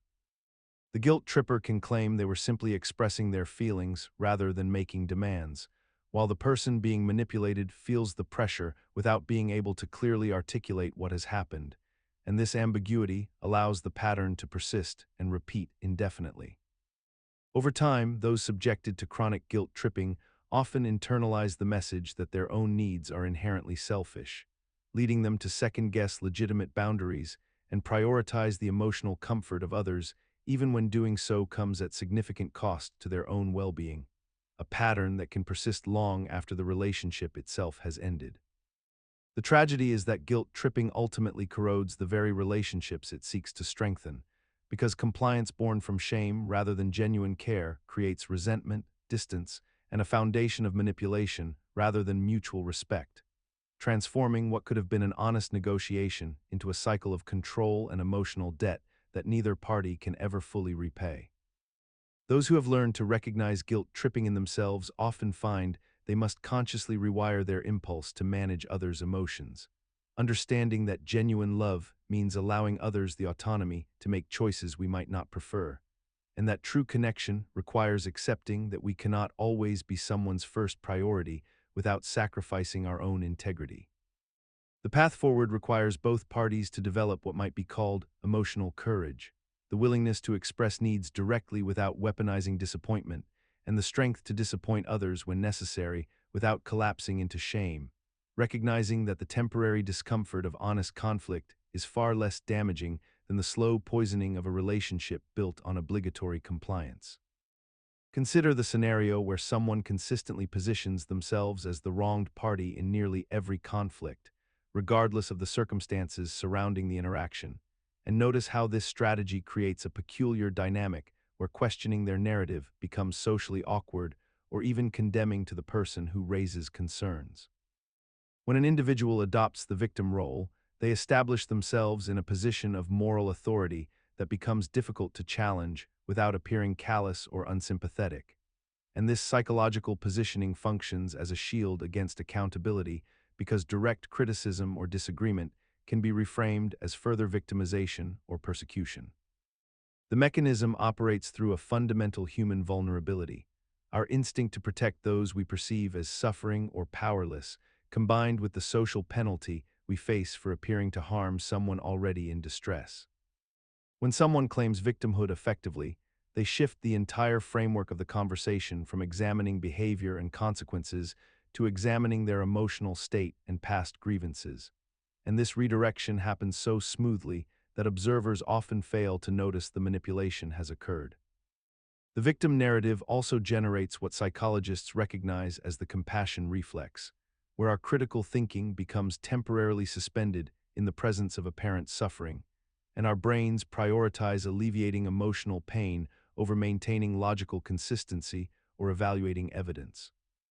What makes this particularly effective as a psychological strategy is how it creates a secondary cost for those who resist or question the victim narrative,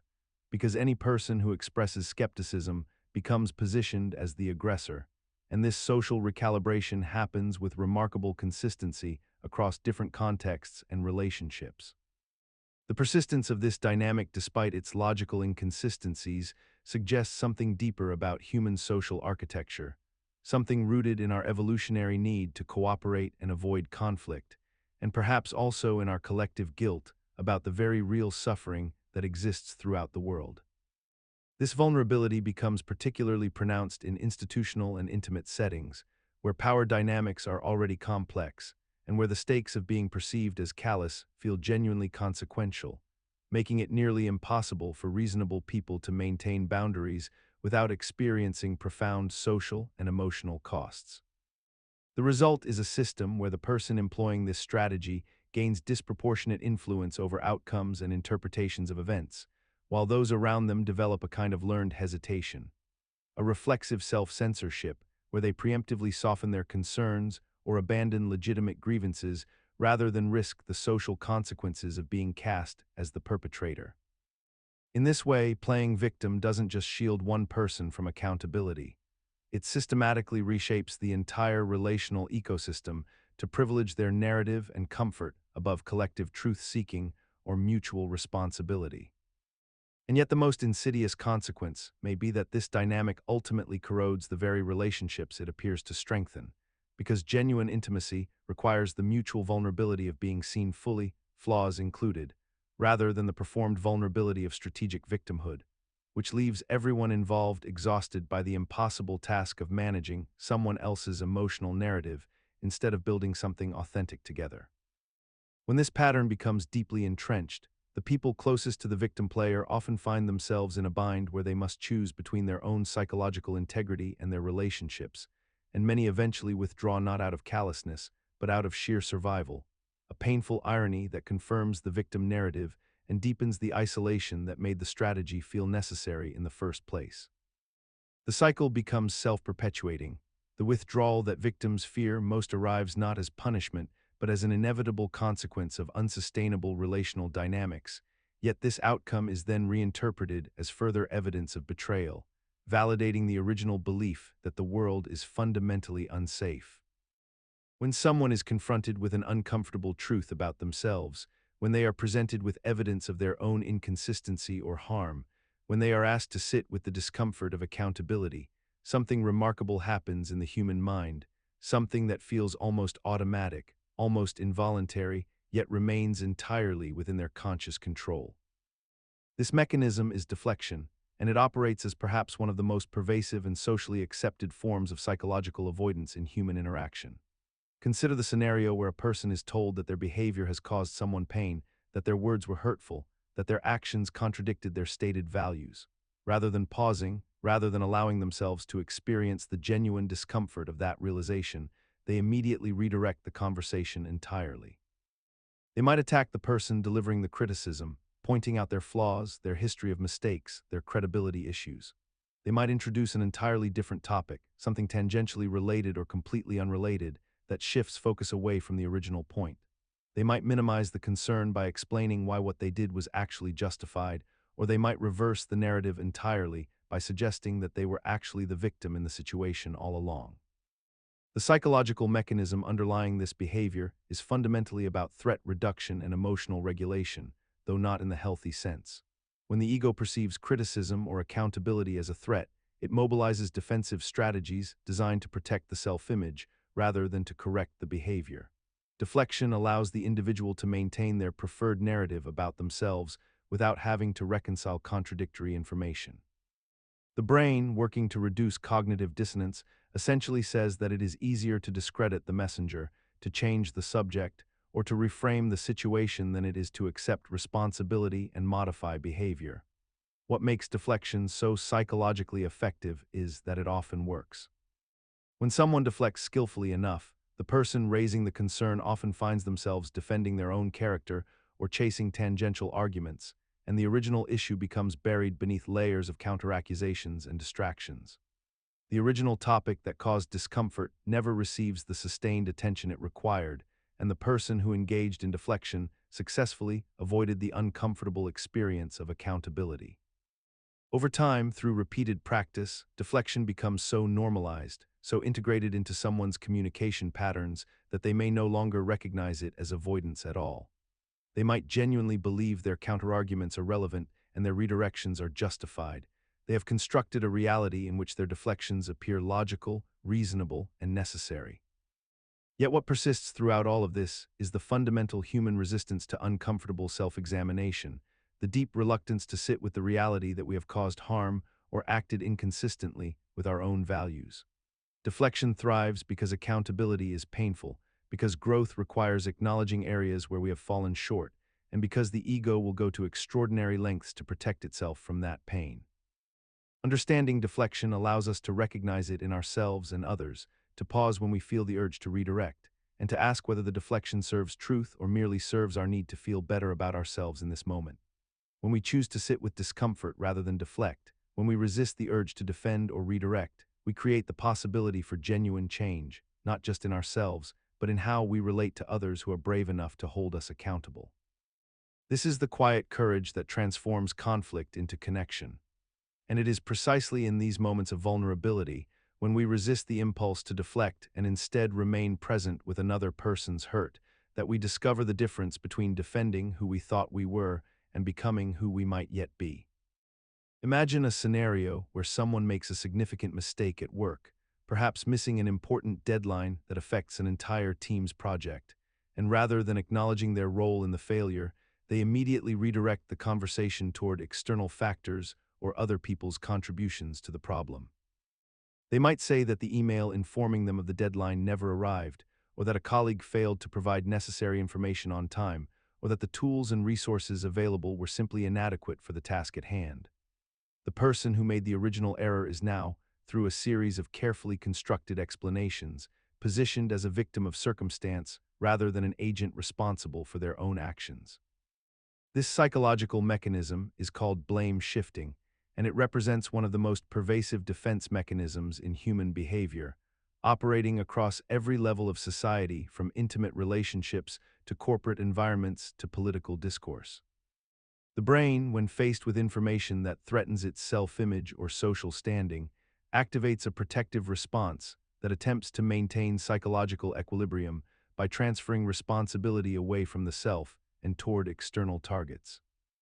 This happens almost automatically, often without conscious deliberation, because accepting blame triggers genuine psychological discomfort through a process that neuroscientists associate with the anterior insula and the dorsal anterior cingulate cortex, regions involved in processing negative self-evaluations and social rejection. When we shift blame, we are essentially telling our brain that the threat to our self-concept has been neutralized by proving that we were not actually the cause of the negative outcome. The mechanism operates through several interconnected pathways. First, there is the selective attention to external circumstances, where the mind automatically privileges information that supports the narrative of external causation while filtering out or minimizing information that points inward. Second, there is the construction of plausible alternative explanations that are presented with such confidence and detail that both the person shifting blame and their audience begin to accept them as more credible than the original assessment. Third, there is the social dimension, where blame shifting becomes reinforced through group dynamics and the way others respond to the narrative being presented. What makes blame shifting particularly effective, and perhaps why it has become so normalized in modern discourse, is that it contains just enough partial truth to remain defensible. The deadline email might genuinely have been delayed, even if the person still could have followed up proactively. The colleague might have been somewhat late with information, even if the original person had other options available. External circumstances are always real and always do contribute to outcomes, and by focusing exclusively on those factors, blame shifting exploits our legitimate understanding that causation is complex and multifactorial. This creates a strange psychological paradox where the mechanism becomes both logically defensible and emotionally dishonest simultaneously. We have normalized this behavior to such a degree that challenging someone's blame-shifting narrative often feels socially uncomfortable or aggressive, as though asking someone to accept responsibility is somehow cruel or unreasonable. Yet the persistent use of blame shifting actually prevents the very kind of self-knowledge and behavioral change that would genuinely improve outcomes and relationships, keeping people trapped in cycles of repeated failure while maintaining a false sense of competence and control. The irony is that the very discomfort we avoid by shifting blame, the temporary sting of accountability, is precisely what allows us to learn, adapt, and ultimately build genuine competence and stronger relationships, making our escape from responsibility the very mechanism that ensures we remain trapped within it. Those who eventually break this cycle, who choose to sit with the discomfort of genuine accountability, often report a profound shift in how they experience both failure and success, discovering that the freedom to be wrong is far more liberating than